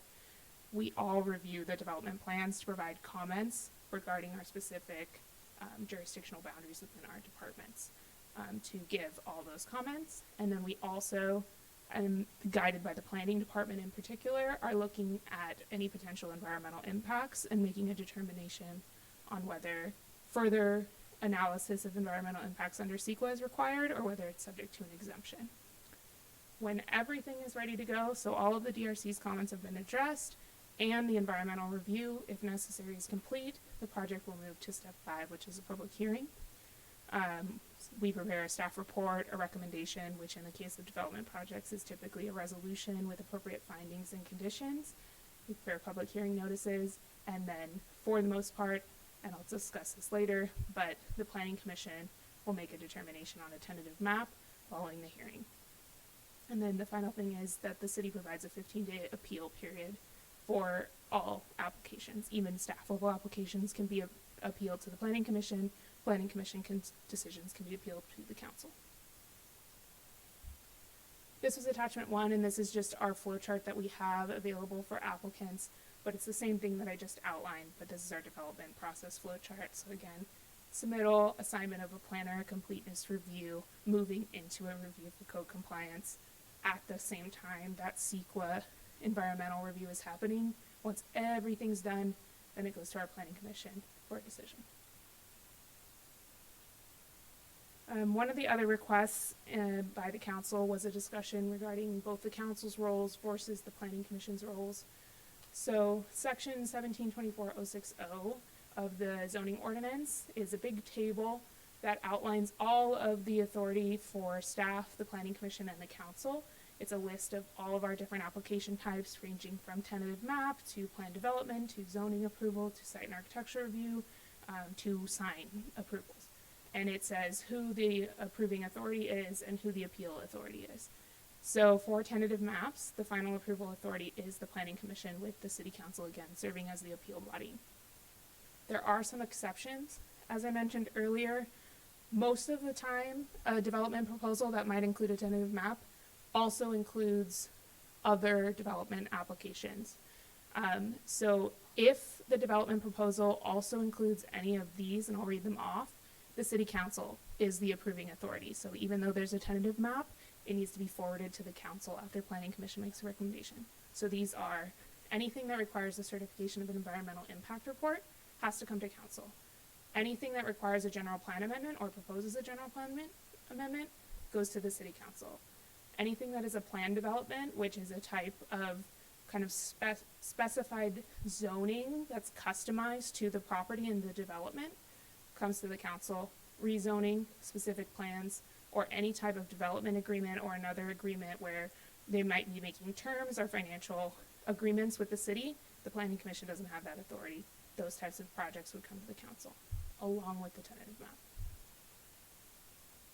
This is because the Planning Commission does not have any authority to make policy decisions on behalf of the city. That is the City Council's role as the legislative body of the agency. And again, legislative or policy decisions include things like changes to general plan designations or zoning on a property. The City Council has adopted a zoning map, a general plan, which includes a land use map. The Planning Commission doesn't have any authority to change that map. Only the council has the authority to change that map. If there's an agreement proposed by the developer to different terms other than what's strictly outlined in our ordinances, different development timelines, they want financial dedications, or they want to give something to the city, or they want to reimburse from the city for something they're doing, any other exceptions, that would come to the council. And then again, statements of overriding considerations for environmental impacts are a city policy decision to say We understand that this proposal might have an environmental impact, but it's the city's policy direction that it's an important project for us to adopt regardless. That's not something the Planning Commission can adopt, so EIRs would come to the council. The city council's role, therefore, is to create that overarching legislative and policy guidance, and the way that this is done is through adoption of general plan policies as well as municipal code ordinances. Those are the policy documents and guidance that guide development within the city. Staff and the Planning Commission's role in this process is to objectively interpret and apply the council's policies to those individual applications. We really are here to answer that question. Does the project comply with the city's codes? If it's yes, then our answer is yes. If it's no, then that project can be denied. And that's why we offer an appeal process, so that if it was a Planning Commission denial, an applicant could appeal that decision up to the council. And even at staff, there's multiple appeal processes to get to the council. They're kind of like the Supreme Court in that way. You make the interpretation of, is the policy being appropriately applied, yes or no, and make that final decision. And again, that subjective request, if the application's asking about changing the plans, the policies, the city council has to do that. Staff and the Planning Commission would make a recommendation to the council. We would consider the case and make a recommendation, but the ultimate decision in those cases would fall to the council. I felt that it was important when talking about tentative maps to discuss some housing laws that would be important in emphasizing the council's role in establishing that clear and objective codes and policies, particularly as it relates to housing, because the state has so many new laws that are restricting our local authority over processing timelines, as well as eliminating subjectivity from our decision making. So really getting into that objective review, yes or no type of situation. So one of the main ones that I mentioned briefly was the Permit Streamlining Act. Again, we talked about that 30-day completeness review, but the Permit Streamlining Act also regulates the time frame that we have to make a determination on whether CEQA is applicable to the project and at what level. So once a project is complete, we have 30 days to decide, is it exempt or is it going to require more study? And then when a CEQA determination is made, which in exemptions is typically made at the same time as the project, or once an environmental document is complete, the Streamlining Act also provides expedited timeframes for making a decision on the project. And it also limits the number of hearings that can be held on a project before a decision must be made. The total is no more than 5. So if it's heard by the Planning Commission, that's 1. If it's heard by the council, that's 2. Any continuances and et cetera add time. You cannot have more than 5 hearings on any development project. Another important housing law that is in effect is Senate Bill 330, SB 330. This is the Housing Crisis Act of 2019, but SB 330 in particular, what I wanted to talk about was the preliminary application. The preliminary application that's outlined in this ordinance specifies 17 very specific items that, if submitted to a jurisdiction by a development proponent for affordable housing project, vests the development applicant to rights to be able to develop under all of the existing codes, policies, ordinances, and fees in place at the date of the preliminary application. So let's say someone submits an application today and they have all 17 items, and then the council changes the code tomorrow. We cannot apply the new code to this project. So again, it's important to be updating our codes and policies so that if one of these is submitted, you can enforce the policies that are in place. And then what happens is the applicant has 180 days, so 6 months, to complete or to submit a complete development application to keep those rights. Otherwise, they go away and it just is processed normally. So again, when reviewing a tentative map that's submitted with one of these applications, it's important to keep in mind, as the Planning Commission or the Council, that they're applying only the codes and policies that are in place at that time. Another SB that we have, SB 35, this was amending the Permit Streamlining Act that we talked about before. The Permit Streamlining Act is a big policy. It's got lots of different things in it, but this was an amendment that requires ministerial, which means it's at the staff level, we have no discretion, expedited reviews of projects that meet certain affordability percentage requirements. The determination has to be made within 60 or 90 days. This actually eliminates completely that completeness review. It is fully from the date of submittal of an SB 35 application. 60 days later, you must make a determination, or 90 days, depending on the project. It is exempt from CEQA because it's ministerial. So again, it's a very expedited review that's offered by state law, and it can only be reviewed against those adopted objective standards. So if it says, if our code says this should be compatible with neighboring, that's not objective. It has to be quantifiable. It has to say 25% of the windows need to be located on the front. That's something that we can measure and we can apply.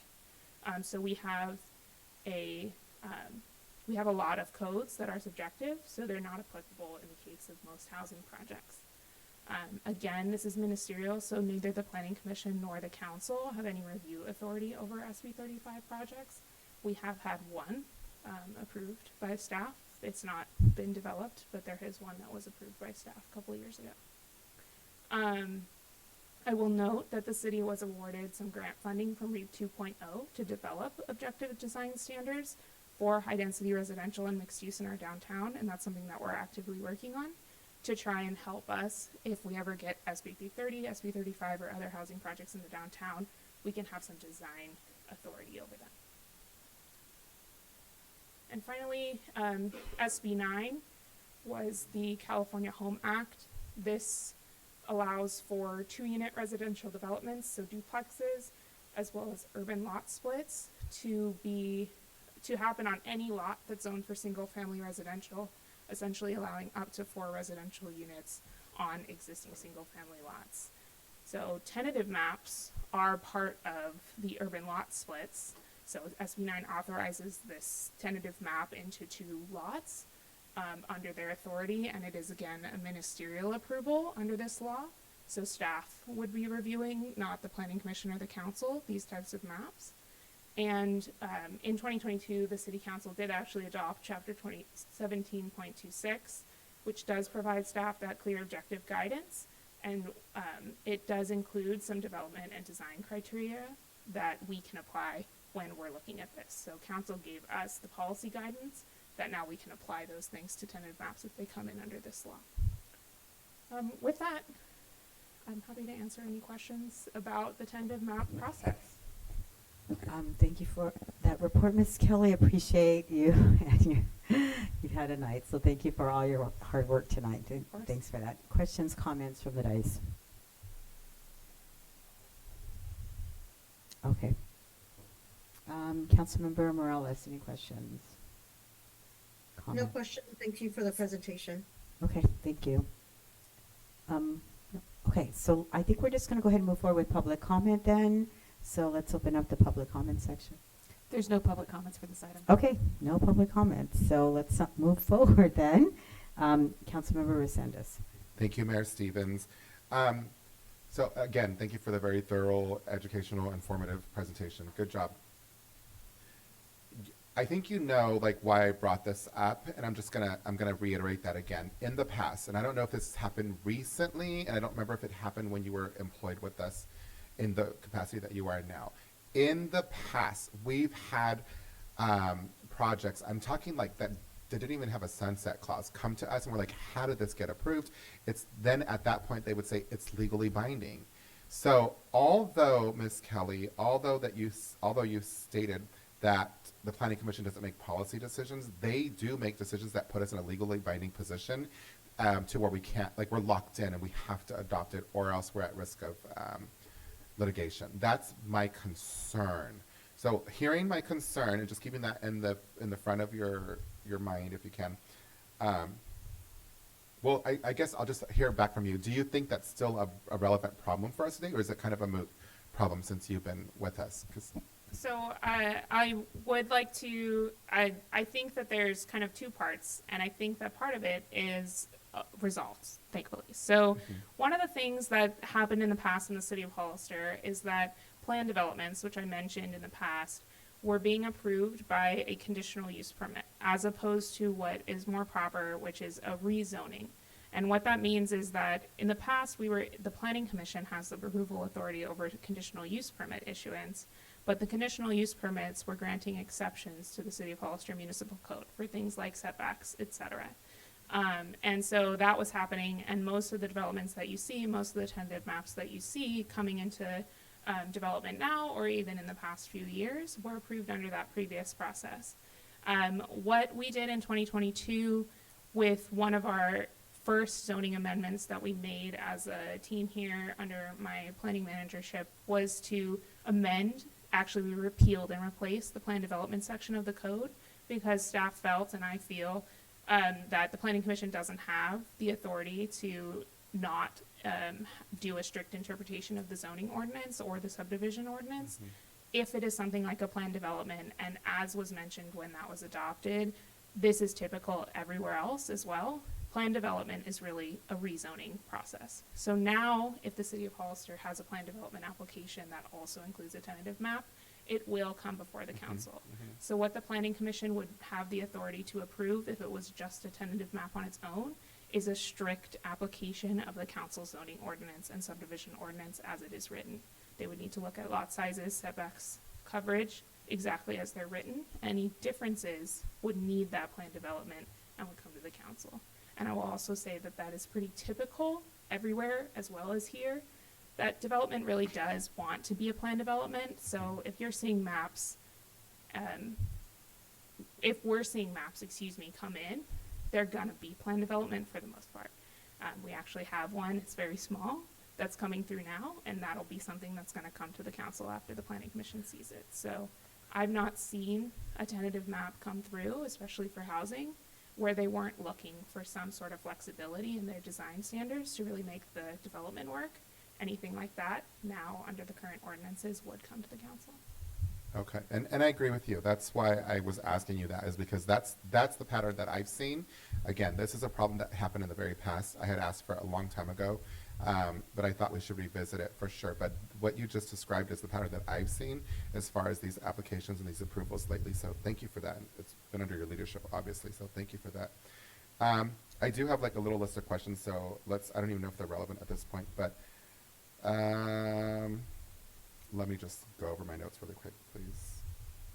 Oh, has there ever been an instance where the Planning Commission will override your recommendations for, let's say, CUP's tentative maps? That has happened upon the rare occasion, yes. Most of the time, it's when staff, so going back to that kind of step 4 of design review, what staff tries to do is work with the developer to address all our comments so that we're able to come forward with a recommendation for approval, right? We've given comments saying, we don't believe this, and this meet the code for this reason. If it gets fixed, then we believe the project meets the code. Most of the time, when the Planning Commission has not gone with staff's recommendation, it's because staff and the applicant have not come to an agreement on addressing the comments, and so we're kind of at a little bit of a standstill, and we might make a recommendation for denial. Sometimes that gets overturned. But for the most part, the Planning Commission is pretty consistent, even if staff's recommending denial, with accepting staff's recommendation. Okay. But along those instances, you haven't seen that problem that I'm talking about. They're mostly for design elements, you're saying? Yeah, they're typically Okay. design elements. Okay. Yeah, and for the most part, if it's something that staff is recommending not in favor of the project, a lot of times the applicants will take up their right to appeal, and that's when you guys will hear the project at the council level. Okay, so it sounds like, this is what I'm hearing from you, and this is how I feel, this is kind of a moot point at this point, and we don't need anything to address this problem because of the codes that we have now, or is there something that we should be looking at? It would In be your my opinion. recommendation that I don't think we need to change the codes Yeah. for where and how things are processed. Okay. I think that my recommendation would be to the council to look at our policies that are resulting in projects that you don't like and change the policies at the policy level, at the ordinance level. Okay. So if there's something where every time lot sizes just aren't working, change the policy that allows that lot size or surrounds the lot size, make it bigger, smaller, whatever it might need to be. Okay. So that staff and the planning commission can tell people this is the lot size that the council wants to see in that zone. Okay, again, we don't want to add to your workload, right? So, and again, it's just me, I'm one person, right? But I would just suggest that if you see those trends, or if you remember those trends from like recent council meetings or recent meetings at all, maybe you can possibly bring those forward to us, I would ask, so that we can address them. And then, yeah, just, I think the other part I wanted to make, and you probably already know this, is to ensure that whatever codes that we adopt are not going to contradict or supersede by the act that you had mentioned earlier, but I think you already know that. So I'm good. I'm comfortable moving forward. Again, I appreciate all the work that you guys put into it. I know it's a lot of work, but I haven't seen it recently, and I'm in agreement with everything you just told me, so thank you. Thank you. Any questions or comments from anyone else? Councilmember Morales, any questions or comments? No, thank you. Thank you for the presentation. Okay, thank you. So yeah, I thank you for your presentation. I appreciate your final comments around like clarifying where how we can impact change, because that was my thought as I was considering this item, and today as I was listening to your presentation, that my hope would be that we do what we were voted here to do, which is to impact legislative policy questions rather than take on what is generally the role of the planning commissioners. So I appreciate that. I do like the approach to correcting some things that seem to be problematic in that arena by addressing the code, addressing those kinds of policy decisions. So I like that. So I'm good with just kind of leaving it at that. Thank you for the presentation. I certainly don't feel the need to move forward with any other further actions related to this specific topic. So let me just check in with the other council members. Anything that we think Ms. Kelly ought to follow up on? Okay, I'm saying a no from Councilmember Pache, Councilmember Deanda, Councilmember Resendez, Councilmember Morales. Your thoughts? Anything that we further that we need to do with this item? I'm in agreement with you. Okay, okay, great. So I think we're good. Thank you, Ms. Kelly. Appreciate your hard work and your presentation. So let's move on to the next item. So 9.4, this is a discussion on potential lobbying ordinance for the city of Hollister. May we have a staff report, please? Yes, Mayor Stevens and Council, Jennifer Woodworth, City Clerk. This request came at the February 18th, 2025 meeting, and it was a request for information regarding the County of San Benito's lobbying ordinance that was adopted last year. And so included in your packet was a copy of that ordinance. It does require registration for various types of lobbyists, requires annual renewal for those registered lobbyists, quarterly reports, thresholds for when that lobbyist registration is required, and sets various disclosure requirements. Additionally, the county lobbying ordinance differentiates between land use lobbyists and other types of lobbyists as outlined in that ordinance. And then it also sets out various fees and penalties for noncompliance. In preparing for this presentation, I also looked into lobbyist ordinances for other cities and counties, some of which are listed there, and they had similar registration and reporting requirements, as well as annual renewals and fees associated with that. So various fees in order to register as a lobbyist, that renewal fee, and then various penalties that were outlined. In doing that research, I would make a couple other suggestions that I did see, and in talking with the clerks at those other agencies, they felt were probably the most helpful in some of their lobbying registration, was that lobbyists were required to identify themselves and their clients whenever addressing the legislative bodies, either appointed or elected, as well as in talking to city staff or city officials. Certain individuals, such as former employees and elected or appointed officials, were prohibited from acting as a lobbyist with respect to matters before the city within 1 year of leaving office or employment with the city. And then there was a prohibition on all gifts to city officials from a lobbyist. So it's up to the city council if you want to consider creating a lobbyist ordinance. if that's the direction, I'll work with the city attorney's offices in order to create one of those. Thank you. Okay, thank you, City Clerk. Any questions or comments? Okay, can you, just clarify, just in the brief presentation that you gave, the difference between what the state, I think it's state law, that already kind of guides this as what, and what a local municipality like the city of Hollister could do. So if there is an existing state law around this, Yes. then what could our local policy add, emphasize? I mean, what could it do? What is the potential there? Because I'm thinking if there's already an existing law at the state level, then is it enough, or could it just be enough for us to just follow that, or what could a local policy then enhance? How could it enhance that? Okay, and I'll look to our city attorney for additional information on the FPPC regulations because I've only had to deal with it a little bit. The state does have various regulations related to lobbyist registration. If you have a lobbyist who's acting on behalf of the city, they register and things such as that. As I said, I've done minimal with it. I can tell you right now from the FPPC's website, they have various information, and that it's, those lobbying firms have to register as a lobbying firm with the Secretary of State. They also have various requirements of whenever they're giving money or tickets and things like that. That's, different forms in the 800 series. So I'd have to look into it more specific to it, but the state does have lobbyist registration forms and requirements. I mean, I think that would be where I would want some more information, because I think that if the lobbyist registers with the state, we're not necessarily going to easily have access to that information when we are at a city council meeting and somebody just approaches the public comment. So we wouldn't necessarily know in advance that we should be looking to see if that person's registered. So I'm not sure that will help us in any way.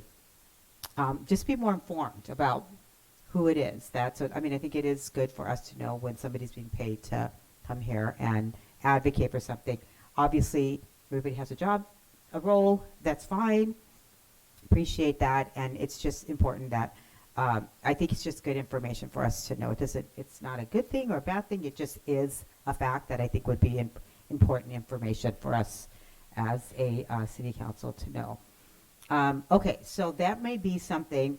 I think if we do give direction to come back with a more in-depth report, and you working with a city attorney to provide something, that might be something. It's just really to differentiate how a local policy would differ from what's going on at the state level, what the state has legislated in that area, and how we would be able to use that locally, or what that might look like locally. Absolutely. Yes, I can absolutely look into that. I will also tell you just anecdotally, in talking with the clerks, some of these other agencies, it was the enforcement that was mainly lacking.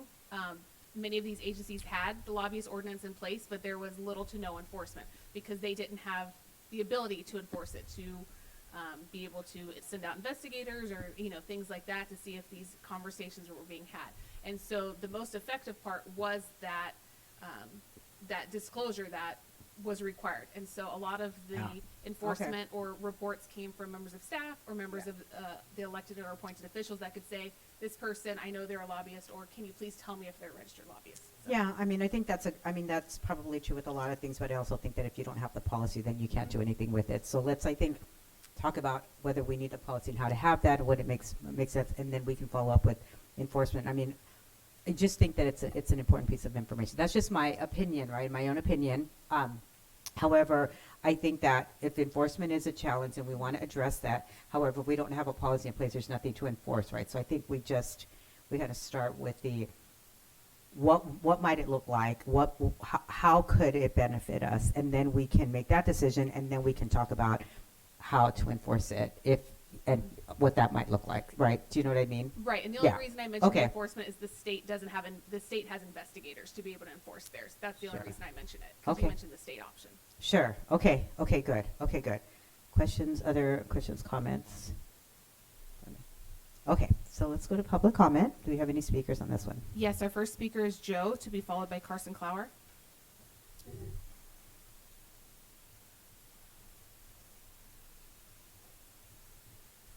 Hello, City Council. I just want to say that speaking from personal experience on the subject of what's more transparent, I'd say the San Mateo County website. Speaking as someone who has used the California lobbyist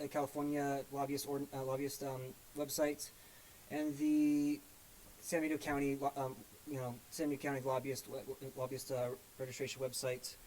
I've used both websites extensively, and I found that though the FPPC is thorough, the county does a better job.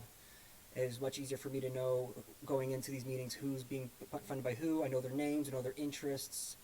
I know what I kind of get a much better and clearer picture of what's going on. Thanks to these CMAP recordings, I can actually go back in history, as like the nerd I am, and go, hey, I see this person spoke for this interest before, or this person spoke for this interest before. You can start to see names come up and see what they're working on and what they're doing. It's a very helpful tool at the county level. And same thing with contributions, is that the California is fairly thorough, but the interface for the county is just easier to use. So I definitely would say the county is doing the right thing. And as for this ordinance in general, I really do like this concept. I've talked about it before, and I'm so glad to see this before the City Council. As a voter, and as a voter who likes to keep himself informed on certain situations, especially on matters of separation of powers and who's talking to my government more than me, because I'm not being paid to talk to my government officials. I'm doing this for free. I like to know what interests are being represented by who. There's a political, let's be honest, there is a political finance industry. Whether it's in contributions or it's in lobbyism, people get paid to influence political outcomes, whether it's through donations or whether it's through discussion. There is an industry in this. There's an industry in this, and so it's important for the people to know exactly who's being paid for what, and if their politicians are listening to the lobbyists or the people, or possibly both.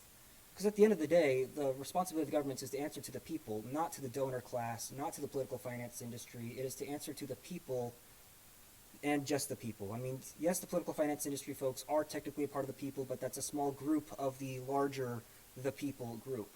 Just in the same way that politicians are technically the people, of the people, for the people, by the people, but they're a smaller group. You have to consider the voters too, and all the people are ultimately the responsibility of the government.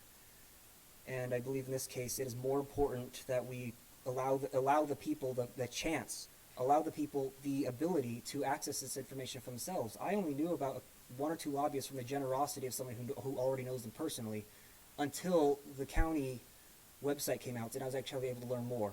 Thank you. Thank you, Joe. Next speaker? The next speaker is Carson Clower.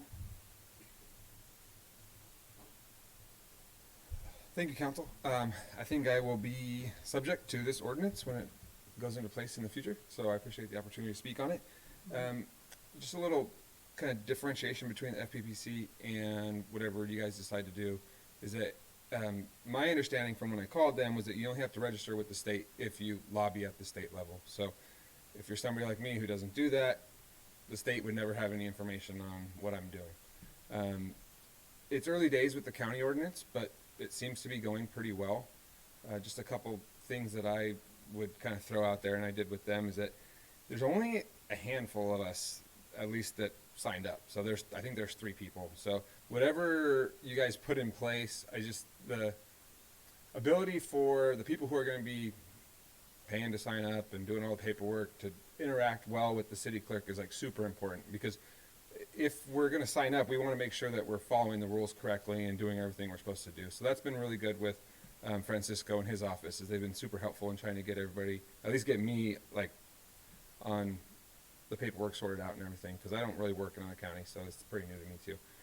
The other thing is that if whatever you guys do, if you can differentiate the type of work that is that is going to have to be essentially like put forward to the public. So there's obviously straightforward lobbying. So if I call one of you guys, that's lobbying. That makes sense. But there's a lot of work that I do specifically, and maybe other people don't do it, where somebody gets a red tag and they're trying to say, hey, can you help me work with the city to get this resolved and get a building permit and get everything sorted out? That's not lobbying. But when the county was working on their ordinance, essentially if you were a lobbyist at all, you had to list all of your clients. And my point to them was, what's the difference between an engineer or a lawyer or any other person who is involved with these processes, but they may not be the one making the call. So I just, from my perspective, if you can kind of keep it to the actual lobbying portion of it, that would be super helpful, because I know that if somebody's got a red tag on their house and because they did something that wasn't quite right, they're not going to want me having to put their contact info down and say that I'm working with them. So just something to keep in mind. And it might sound a little weird, but as a lobbyist, it's kind of nice to know who else is out there doing it. So thanks. Thank you, Mr. Clower. Other speakers? No, those are all the speakers for this item. Okay, thank you. So I'll close the public comment section. So, okay, I'm just going to open it up again for comments, questions from the dais. Councilmember Resendez. Thank you. So, yeah, of course, I support this 100%. I would just like to probably start by doing everything the county is doing, just so we can be consistent. So yes, list all the clients. The other thing is, I really, again, I'm gonna go with your expertise, with your judgment. Great job, by the way, on all of the work that you've done. We trust you guys. You guys are highly qualified to do this work. So just, if you can, for me personally, everything that you talked about, I'm not really interested in collecting fees and stuff. I just think it's got to be more transparent.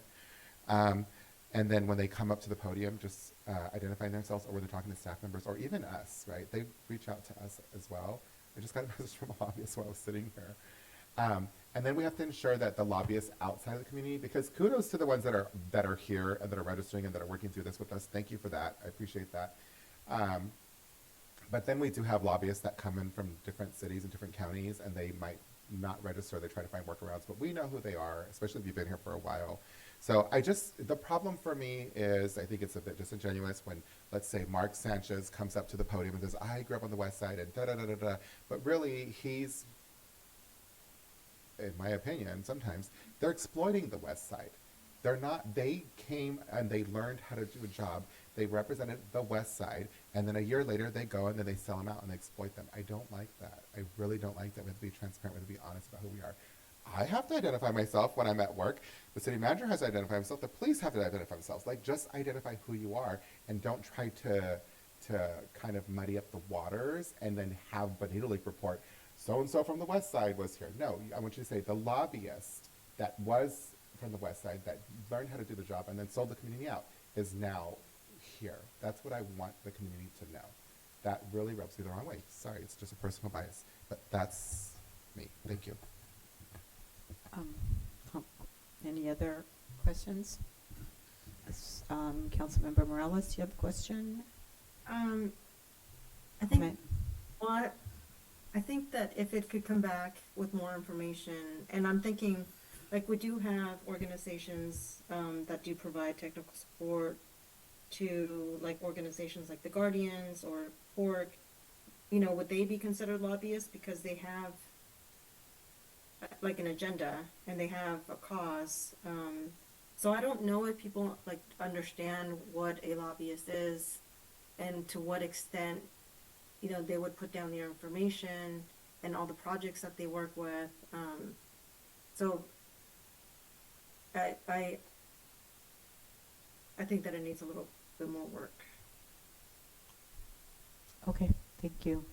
Okay, yeah, so let's start with that. I mean, I think my direction would be, I think I already gave what I thought my direction would be. Like, I want to have a understanding of the differences. I like that we have some place to start. If the county's doing something, we don't necessarily have to do exactly what they're doing, but that can be a starting point for us to consider. So I think maybe like getting some information about that, and maybe other similar jurisdictions, I mean, not a ton of them, but, maybe just a few examples so that we have a sense of what that is. I do think that Councilmember Morales as well, her point is well taken in that I think it's really important that we have a clear definition of when we're saying lobbyist, what does that really mean? What does that really mean? So even though that may or may not be their official job title, they may still in fact be a lobbyist. So let's just be sure that we understand what that really means and who it is that we are expecting to be part of this registry or expecting to identify themselves if they're making a comment or if they're contacting one of us. So I just, that would be like another thing that will be really important to bring back, a clear definition of what a lobbyist is. Okay, so that's my direction. So let me just check in. Anything to add to that? Anybody? Councilmember Piche. I agree with you, Mayor. I believe in transparency and accountability at all levels of government with the various stakeholders that stand to gain or lose from the decisions that are made up here. Having just a completely transparent and accountability just makes it just so much more fair for people to make fair decisions. And I think that what you said earlier about, we don't have to do the same thing of what the county's doing, but I mean, if they got something that makes sense, that's a great starting point. And I love the county ordinance seeks to all 4 of those bullet points. I'm into all of them. Maintain fair and open decision-making process in the county of government, impose registration and disclosure requirements on lobbyists, ensure county officials are aware of the interests a lobbyist represent, and require lobbyists to not deceive county representatives, place them under personal obligations, and proclaim over their actions. I think it's a great place to start, and then just go from there. Okay, thank you. Okay, so do you have okay, so let's just get a consensus. Are we okay with the directions? Everybody thumbs up. Councilmember Morales, if you just want to say that you have a thumbs up. Yes, that is coming back, right? Yeah, it's coming Yes, back. with more information. Yeah, more information. Alrighty, thank you for that, City Clerk. And then we're going to move on to our next item. Mayor, you're past 10 o'clock, so you need consensus to keep going. Oh, okay. Can we get consensus to continue? Okay, so we're going to continue. We got 4 thumbs up over here. Councilmember Morales. I know it's really late where you're at, and so let Yeah, us I just know. want to say it's 1 a.m. where I am, Mhm. so I'll try and hang on as long as I can. Okay, let us know when you need to leave. But okay, thank you for that. Okay, so let's move on to 9.5. Receive report regarding community communication strategies and provide staff with possible directions. So can we get a staff report on that? Yes, thank you. So at the March 3rd council meeting, Mayor Stevens, you had requested that an agenda item be added to a future meeting regarding improving the city of Hollister's information sharing with the community. That request did receive consensus, so we have brought that back this evening. Specifically, the direction was to receive a presentation regarding existing resources and policy related to the messaging of the public, provide some cost estimates for supporting and improving messaging, and provide possible direction about updating a policy and how we do things. So what we did is we looked at kind of 3 different ways that we could look at things. We've heard about, we did in the past, we did a newsletter that we had a template developed on.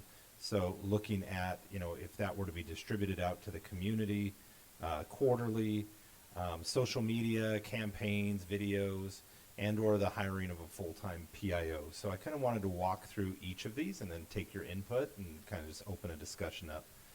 So as far as mailers, there's a couple ways to do it. We can work with a vendor, take our design. If we're using our existing newsletter template, that is a few pages. It's 4 pages. So that, that would be a little pricey to send, but we could work to put estimates together for that. In just doing a quick review to about 10,000 households, you're looking at about 28,000. It could, obviously go up depending on the quality of the card stock, those types of things. So we would look to, kind of hone in on what that desire is of the council and kind of work backwards from there. Sometimes there are nonprofit mailing rates that we could possibly get some reduced costs for, and depending on the amount that's mailed out. Another option, I'm not sure how much readership you would get, is we could partner with Sunny Slope Water and collectively through the city's billing process and Sunny Slope, because, any city resident is going to get their water bill and sewer bill from one of those two parties, to provide inserts inside of the utility bills as well. So that is an option. There's a cost associated with it our side of just the printing and staff time, and then we would work with Sunny Slope to do something similar. Sunny Slope often will put inserts along with the bill that come along with the bills. A lot of folks take those and unfortunately toss them, but they do get read by a good amount of folks. Social media campaigns, including videos. So one of the things you'd look at is if we went, under a small contract with a vendor to help us create some videos that we could then use, or, do a monthly campaign where we bring someone in and film a couple updates of what's going on out in the city. We could look to that. That you could have anywhere from, like I said, or like I have here, depending on social media, you can put targeted marketing that you actually pay for a campaign. So we could put that out there. If you're doing recreation programs for kids or for young adults, you can actually target different age groups. So with this, we could look at bringing on a partner to do content creation and then to promote that via social media. And then obviously any of these items, we would also update the city's website, which we already have, so any of those updates would be shared there. And then option 3 that we put was hiring a full-time public information officer. So when the assistant city manager position was created, there is one of the duties in that job spec is to be the public information officer. In that job description, I was your first that was hired under that. And so, our assistant city manager, Mr. Powell, right now has been doing a lot of work with the development services side. So in talking about, public policy and how it's working now, I've pretty much maintained that role. We did have a management analyst, Monica Leon, that was with us, that has accepted employment elsewhere a handful of months ago. So those duties have been, from the city manager's office, primarily shared by yours truly. As far as other departments, from a social media presence, we also have the police department, the fire department, and Parks and Rec, and then you have a city page. And then typically your press releases are either going to come from the city manager's office or the police department. Oftentimes the police department will put a press release out on a crime update, or if there's a major occurrence, or there's suspect information, you'll typically see a police department put that out. So our police team does put that out in review with Chief Reynoso and his team. And so typically that's how you're seeing the social media come out. As far as a PIO, if you had someone that was doing that full time, doing the videos and whatnot, that is not a position that currently exists under the city. So if we were to create that, I did have a range. The county currently, their range is, and I'm going to estimate, about $95,000 to $127,000 plus benefits. Gilroy is $128,000 to $176,000 plus benefits. Morgan Hill, $141,000 to $186,000 plus benefits. And then Salinas is about $96,000 to $122,000 plus benefits. If this is something that the city would want to entertain, if the council would want to entertain that, then that would be something that I would look at with budget. We'd work with Mr. Astorga to create the actual job description. That's something we would have to create, and then bring that back for the inclusion and discussion in the overall budget hearing. So if that's a route that you want to go, rather than a team of a consultant here or some mailers there, this would be the route that I would recommend. Otherwise, you know, our office would certainly work with whomever is brought on board to do that work. So it really is more of the appetite and the ongoing amount of information that's out in the community. So with that, I'm happy to answer any questions you may have and take direction. Great, thank you. Thank you for that presentation. I appreciate it. So, questions or comments from members of the council? Okay, so let me just throw something out there. For the PIO employees from the other cities, those are, I'm assuming, full-time equivalent salaries, right? That is correct. So none of those, because I can't imagine that we would need a full-time employee. So, if that were something that at some point we want to consider, then I'm thinking something, I'm not even half time. I mean, maybe even less than that. So I don't know what that is. I mean, ultimately it depends on what it is that we're asking that person to do. We'd have to figure out some kind of projection of time and that sort of thing, if that were to be the route. But I can't imagine that we need somebody full-time necessarily. The other, okay, there was another thing that I wanted to check. Okay, so just a comment about newsletters. I will just say, this is just my own personal opinion. Not a fan of newsletters. It's too much information. People don't read those. Generally, they want to look at something, get the gist of what you're saying, and then move on. So I would like kind of nix that. That's just my own opinion. I would much rather have something that's very short, brief, concise, that's put out on like social media or on our website. And then I think that starting small is a good strategy, and then we build off of that. But we need to do something to improve what we're currently doing, because generally the public is not feeling like, the public is feeling like there is not enough information out there. And so I think we need to improve on that. So I think starting small, and then working from there. I kind of like the idea of the inserts in the water bills, even though, yeah, maybe people might toss them, but I also think it depends too on how we do that. Again, if you put something that has a lot of words in it, that looks very cluttered, then more likely that's what will happen. If there's something that's brief, to the point, that may or may not happen, but I think something to consider. Anyway, so that's just the comments that I'm just kind of putting out there for myself.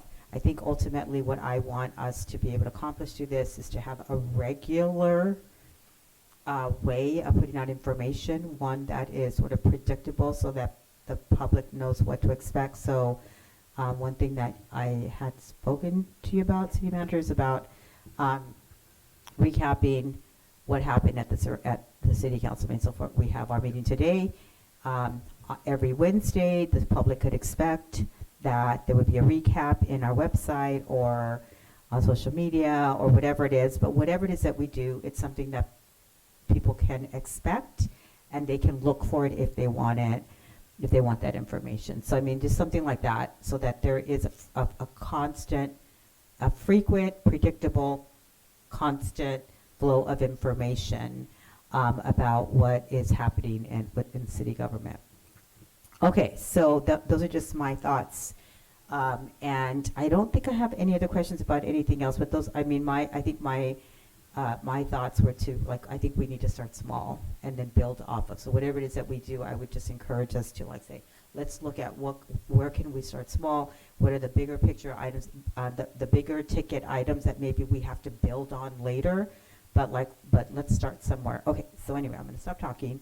And Mayor, I can just, if you may, the recaps, our city clerk and I have been chatting about that, so we can start that this week on Wednesdays. That's not an issue. So, you know, we can get that going. That would be great. And then we can explore the water bill piece. I mean, it's Casey's team that does it on our end, and then we'll reach out to Sunny Slope and get a cost estimate to them of what that would look like. Okay. And I do think that exploring that, like what videos on social media and things, I think that's something to explore.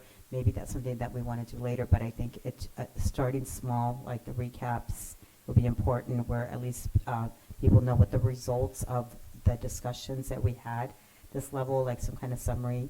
I think that would be really helpful as a step one. Great. Right, and then move on. Okay, any other, go ahead, Yeah, Councilmember so Boucher. I think that it's possible that like a hybrid approach to the three that, you know, we have here. Thank you for bringing these to our attention, Dave. Always good work. You know, any organization that, you know, does work or, you know, has a product, in our case, it's doing the will of the people, right? You want to have like a connection to your people, if you will. So, you know, I don't know that we need to spend money in paper, like mailing things to people. I'm kind of seeing the social media is a good way. But to Mayor Stevens' kind of idea, just kind of a summary of what's been going on. I know Benito Link does a pretty good job, you know, gentleman's always here.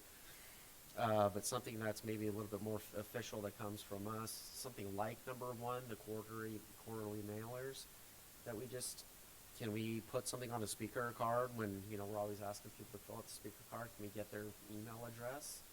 If they want to voluntarily put it on there, over time we compile a list of people who would like to be corresponded with.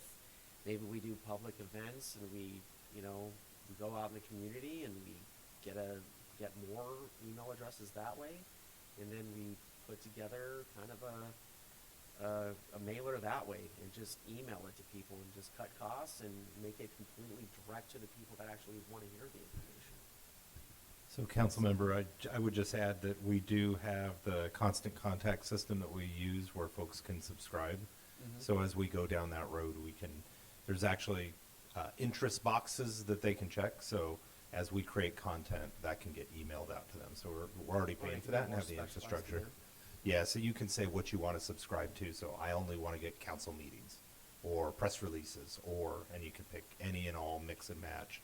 And then when we create the message, we're notating in the message, you know, behind the scenes of the checkbox of what it is, right? So you're coding it as a press release, and then the people that have subscribed to press releases, they're going to get that. So we do have that. Good to know. Okay. Go ahead, We could be Councilmember. utilizing it more, though, sir. So that's the fact that, you know, it's used for more of our meeting agendas right now. So thank you, Mayor Stevens. Yeah, I agree with keeping it short and concise and to the point and not overburdening people with too much information. I like the idea of putting in the water bills because it decreases the cost and we're already doing it, so why not? But again, like the mayor said, we just try it, see what happens from there. I like the idea of collecting a database that the vice mayor had brought up as well, and then emailing people out the same information we're going to put in the water bill. But again, just want to constantly people want to be informed of what's going on, what decisions we made here, right? Apolitically. And then I love the idea of social media too. And I just want to commend the PD. I think they've always done a great job with their social media. I think we all should be doing exactly what they're doing. They do a stand-up job. And yeah, I don't think we're in a position to hire a PIO right now. And then I'm just wondering, since we're on this subject, there's been some issues. This is for our IT director. There's been some issues with YouTube. In particular, and I haven't had a conversation with him about this, but some people would say that they couldn't hear us or it wasn't coming out clear. Something changed. After Paul left, something changed. And another thing that I think that the community really liked is when we were going live on, not only on YouTube, because I know we go live on YouTube, but we go live on Facebook as well. So again, more information that we can get out there publicly in any and every way, then please. Yes, and I can speak to this, not to take it away from Sean here, but only because we've been working on this before Sean got here. So with regards to the sound on YouTube, what we were unaware of, so during the meeting, there's the CMAP feed, and then there's also the city's feed, which is actually our Zoom feed. And it's the Zoom feed that does not have great sound. We didn't know that it was subsequently being replaced by the CMAP feed, so we're working to do that now going forward. We identified that a couple weeks ago. With regards to the Facebook streaming, there was a change to the way that Facebook set up their live settings or whatever it may be, probably about 4-ish months ago. I'm going to look at Angie, 4 to 5 months ago. It was before Paul left. and it is no longer supported in the way that we were doing it before. So Paul worked on it quite a bit in trying to do it. We've talked with CMAP to look for ways around it, but it has not been a reliable source, which is why we pulled it off the agenda. So we've been trying to identify where the problem is, but it was The county does it every time, so maybe just talk to the and county. it may be with our encoder, it may be with our system, but it was all of a sudden it was no longer pulling. So we can talk with the county, but that's something that we've been looking at for at least, I guess it's more closer to 6 months because it was before Paul left. So, thank you. Thank you. Okay. Councilmember Morales, before we move to public comment, do you have anything to add? No, I appreciate the conversation and I do agree. I think if you get closer to your mics, I can hear you well. But otherwise, it just sounds like you're mumbling. It's hard to hear the words. But yeah, thank you. Okay, thank you for that. So let's go ahead and go to public comment, and then we will bring it back to the dais. Yes, we have one speaker, Joe.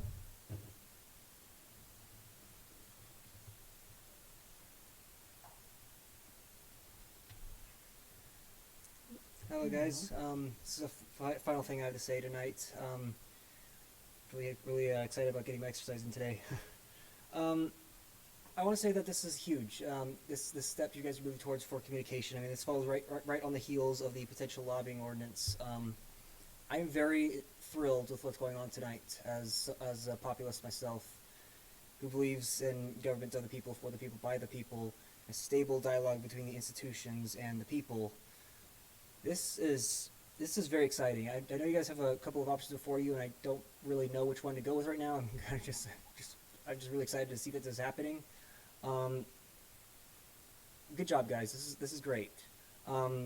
This is exactly what I voted for. To see more transparent city council and a more transparent city. Actually, just the city government. We can now see what's going on. Hopefully we can see who's behind, like who's providing extra voices and stuff like that for something. I mean, this is huge.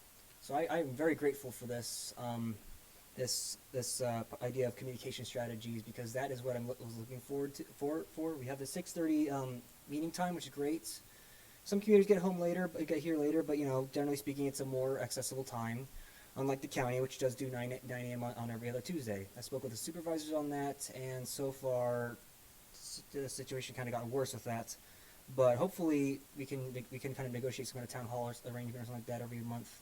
The point is, this city council is now serving as a model for the board of supervisors. The board of supervisors at this point can now take direction from you guys as to how to properly engage with the people, and that is just wonderful. That is brilliant. Good job, guys. Thank you, and thank you, for all of us. This is what we voted for. Thank you. Thank you, Joe. And you're the speakers. Those are all the public comments for this item. Okay, thank you. So we'll close public comment and then bring it back to the council members. So let's go ahead and give direction on how to move forward on this. So I've kind of stated already what I'm looking for, and again, I think that the approach, given that we want to be very fiscally aware and conscious about this, that we maybe start small, move forward, and we take steps towards broadening our communication. So let's start with that kind of plan. But having some ideas about how to do that, I think will be great.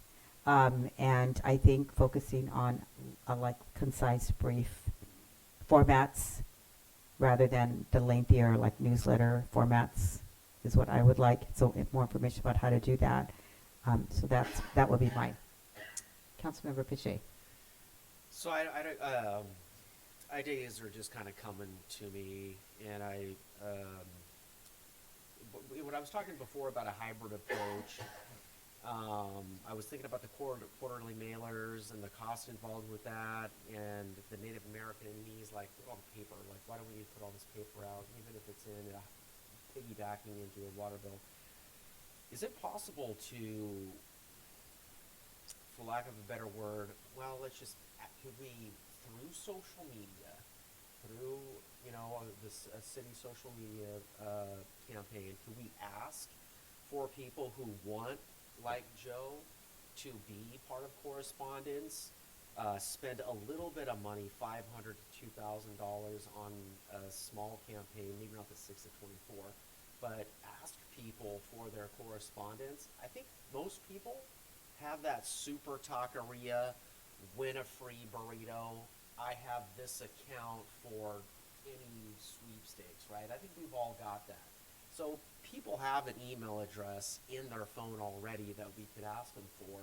And if they'd want to get, some information from us, can we use social media, put out like a $500 to $2,000 campaign, ask them their email address, and basically use option one, basically the quarterly mailers, and send them that way? Because the idea is to get a base of email addresses so we can have communication with people. Is that not right? Yeah, I mean, we could certainly ask people to subscribe.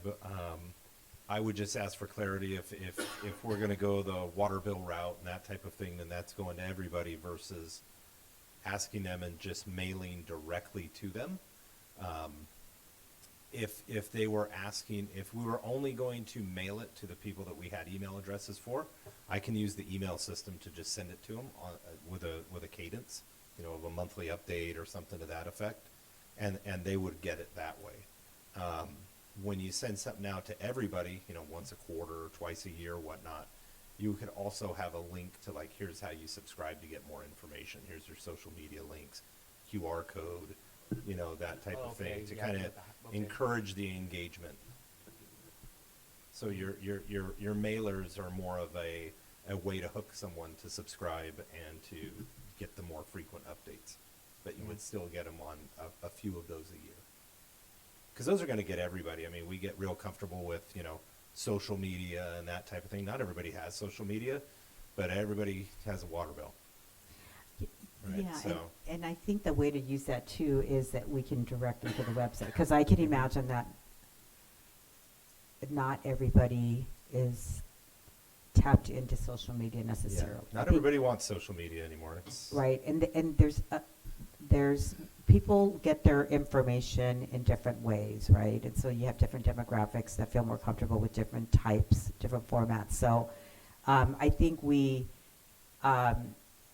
just start exploring some of the ideas. So we start small. We can always build off of that. I mean, that's the idea of a communication strategy. Is where you try things. Some of the things are not going to land. Then you have to pull back on it. But it's just really about, let's start talking about this and making that maybe part of a regular discussion that we have here to review how things are going, and then how do we need to tweak our communication strategy? Do we need to maybe ramp it up a little more when it gets closer to, I don't know what, maybe there's seasons to this kind of information, and so we can have those kinds of discussions. But I do think if we start with the recaps, have that be regular, but making sure that people can predict when those will be out so that they can look for that, and then build off of that, but coming back with a little bit more information about how we would do some of these other things, any costs associated with those, if and when we might want to implement some of these things, and then build off of that. So that would be my direction. Councilmember Resendez. Thank you, Mayor. If I could make one more suggestion, we already pay for a membership with the HGA and the Chamber, and they send out some really nice emails. I forget if it's monthly or something, but maybe we could just again, just attach our little, whatever it is that we're sending out through the water bills to there every once in a while too, because they have a huge database. I mean, I get their emails. Thank you. Okay. Is that enough direction, or do we need more direction Yeah, to no, come back? that's- Okay, so let me just get a consensus from everyone. Do you have a consensus? And Councilmember Morales, you can just indicate with a yes. Okay, so I think we got consensus. We got everybody on board with this. Okay, good. So we're going to move forward with that. Okay, so let's move on with our agenda to committee assignments, and we'll get council. Let me just make sure that I'm following this. Hold on a second. Okay, just wanted to make sure that I was on the right app. So we'll ask city council members to see if any of you have anything to report, any activities on ad hocs, standing committees, or on your own report. This portion is just for members of the city council to make brief reports on activities So anybody have anything to report? Okay, Councilmember Resendez. Thank you, Mayor. Yes, I went to the intergovernmental committee since the last city council meeting. It was brief. We did elect a new chair. Supervisor Dom Zanger is the new chair. Our mayor is going to be the vice chair. And then we talked about homelessness. There's going to be, the county entered an agreement, there's going to be a homeless encampment cleanup coming up here really soon, I think within this month. And then we just kind of asked all of the respective jurisdictions to have a seat with them to find out if we can partner to work with them moving forward. And then the one item that I asked to agendize for a future meeting was if we can make the meetings quarterly rather than monthly, I think it would be more effective. And there was another item that we asked to agendize for a future meeting, but I forgot what it was. It was to look at ways that the County of San Bernardino, City of San Bautista, and Hollister can look at how to, kind of talk about lessons learned through some of the recent business closures, especially around like restaurants and cafes and those sort of things, so that maybe we can, with each other, learn from what our experience has been and ways to support each other to move forward to, promote and support businesses. So that's another agenda item that we're going to talk about next time. That's correct. Thank you, Mayor. And then that concludes my comments. I just have a couple things for information when we get there. Thank you. Okay, Councilmember Deanda. So I just would like to say that the Earth Day celebration in downtown Hollister is this coming Saturday, April 19th from, sorry, not this coming, my bad. Next Saturday, hold on, let me just, I feel delirious right now, it's so late. A week from Saturday, thank you. April 19th from 11 to 2 p.m.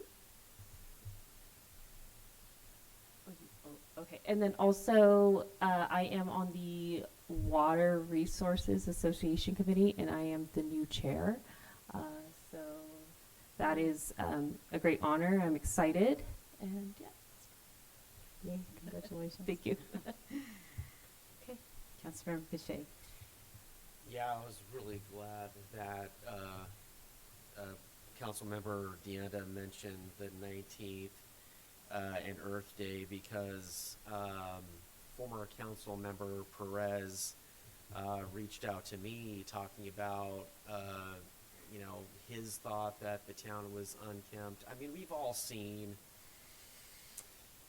drinks from Starbucks, cups, Jack in the Box, various restaurants, just trash out. So Earth Day coming around, it would be really great if you feel like you want to clean up the town, you want to be part of something, get out with the community, have some fun, meet some new people. Hopefully we can get some coffee from some local coffee shops, maybe some water so people can be hydrated, some coffee, and get some vendors going. But that's coming up soon, so just wanted to send a shout out. So great call there. Anything else? Nope. Okay, thank you. Councilmember Morales, do you have anything to report? Yes, I think Earth Day is April the 19th from 11 to 2. Flyers are sent to the council, and if we can put that out through our social media to help promote it, that would be great. I also like to hear, if possible, some of the other committees like 3CE and AMBAG, kind of some report backs. Thank you. And then I will be logging off. Thank you all for a great meeting. Okay, thank you, Councilmember Morales. Okay, so I also participated in the intergovernmental, so I won't report on that. I had the same thing to report. I mean, we look forward to being able to, as a region or a two-city, one-county partnership, working on cleaning up homeless encampments, looking for ways to support people who are either in some kind of housing crisis or are actually without a home. So we want to talk. We we look forward to that and ways that we can support and learn from each other around supporting businesses. So that I'm excited to look at that. Continuing to attend COG meetings, and we had some information at our last COG meeting about things that are going on related to DTA, like opportunities for tapping into like public transit as a way to move people around. We talked about Highway 25, and there's a lot of discussion around that. I won't talk too much about that because I think we reported on that last time because we had the workshop, and a lot of that got reported around the workshop that we had around 25. And then I'll just report that I attended the Cesar Chavez breakfast, and I was looking through my phone because I wanted to remember there was 3 people that were honored, and I wanted to get their names, and I'm missing one person's name, and I just know her first name is Veronica. But Veronica is somebody who works with Caltrans and is a local girl, done well story, and so they honored her for the work that she's done with Latino community here locally. And then Maria Romero from the Salvation Army, and Julio Salazar from the Migrant Program. And I was very, very honored to be able to go up and present a certificate from the city recognizing the work that they've done in our community, and was able to give a brief speech to each one of those, congratulating them and honoring the work that they're doing, as well as we learned about their stories, like identifying how crucial it is that that kind of work continues, because there's so many ways that we identify connections and partnerships just in that small, like just in that little room of people that were there. So I mean, this idea of partnering and working together and leveraging resources was so, it was very real in that room. And so I hope that we continue to work like that. So I was really honored to be able to do that. And then I will be traveling to Sacramento with I think a couple of other council members are going to be going on Wednesday to an event that Speaker Rivas is hosting. We're doing that kind of on our own.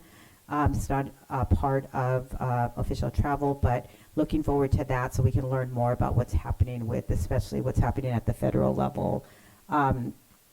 I attended a webinar through the League of Cities that talked about the federal funding crisis, and there's a lot of concerns about how that might impact local jurisdictions, and I hope to learn more when we go to this event that Speaker Rivas is hosting on Wednesday. So I'll learn more, hopefully get more information about that, and maybe we'll come back and be able to report something here next time.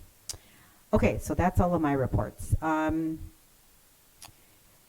Let's move on then to, let's see, where we council, any other reports? We don't have any future items, and then city manager report. Oh, I'm sorry. Go ahead, Councilmember Resendez. Thank you. Sorry. I just wanted to make mention, I don't know if my colleagues know this or not, but the County Office of Education has a MOU with HPD that I just found out about. We practice like these drilled shooting scenarios, and we partner with a vendor. So I'm speaking as just my experience as an educator, right? With a vendor called ActiNet, and I was really impressed. And I just wanted to thank you guys for being out there and partnering with the county and our schools, ensuring that our kids are safe and our staff are safe. And I didn't know all of this until I was participating in the drill, but they actually are, well, I don't want to give all the logistics away, but we are entering, I believe, an MOU, the County Office of Ed with the HPD, so that if something were to happen at our school, we are communicating and talking in real time. We're all on this app. 911 dispatch knows what to do. They make me feel really safe and really proud, I'll be honest with you, to see our police there and to be an educator there. I just felt really proud to be a city council member. So I just wanted to thank you guys and let my colleagues know that we're partnering in that capacity, because I had no idea. Thank you. Thank you. Yeah, that's great. Thanks for that report. Okay, now we'll have the city manager's report. Nothing to report this evening. Thank you. Okay, thank you. Okay, so we're going to move into closed session. So we're going to hear the chambers. We'll take like a couple minutes to do that. So if anybody needs to go a quick little break, we'll just take a couple of minutes. So Mayor, I need to read the descriptions. Oh, before do we go do into that closed first session. before Yeah. they leave? Okay, I'm sorry. Okay. Sorry about that. Okay, Thank so you, and let's, then- sorry about that. So City Attorney, please announce the closed session items. Conference with labor negotiators pursuant to Government Code Section 54957.6, agency designated representative, City Manager David Maroney, and Administrative Services Director Casey Astorga.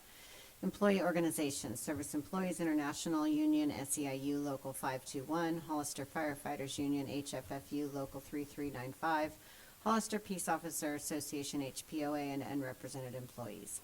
Conference with legal counsel, anticipated litigation pursuant to Government Code Section 54956.9, significant exposure to litigation pursuant to paragraph 2 or 3 of subdivision D of Section 54956.9 of the Government Code 1 case. Conference with real property negotiators pursuant to Government Code Section 54956.8, property 351 Astro Drive, Hollister, California 95023. Agency negotiator David Maroney, City Manager, negotiating party Steve Perricone, Hollister Elks Lodge, number 1436, under negotiation terms. There's one more. Conference with real property negotiators pursuant to Government Code Section 54956.8, property 300 West Street, Hollister, California 95023. Agency negotiator David Maroney, City Manager, negotiating party Bill Lee, Martha's Kitchen, under negotiation lease terms. Okay, thank you for that. You're welcome. And now we will go I think into we need to see if there's any public comment. Oh, is it?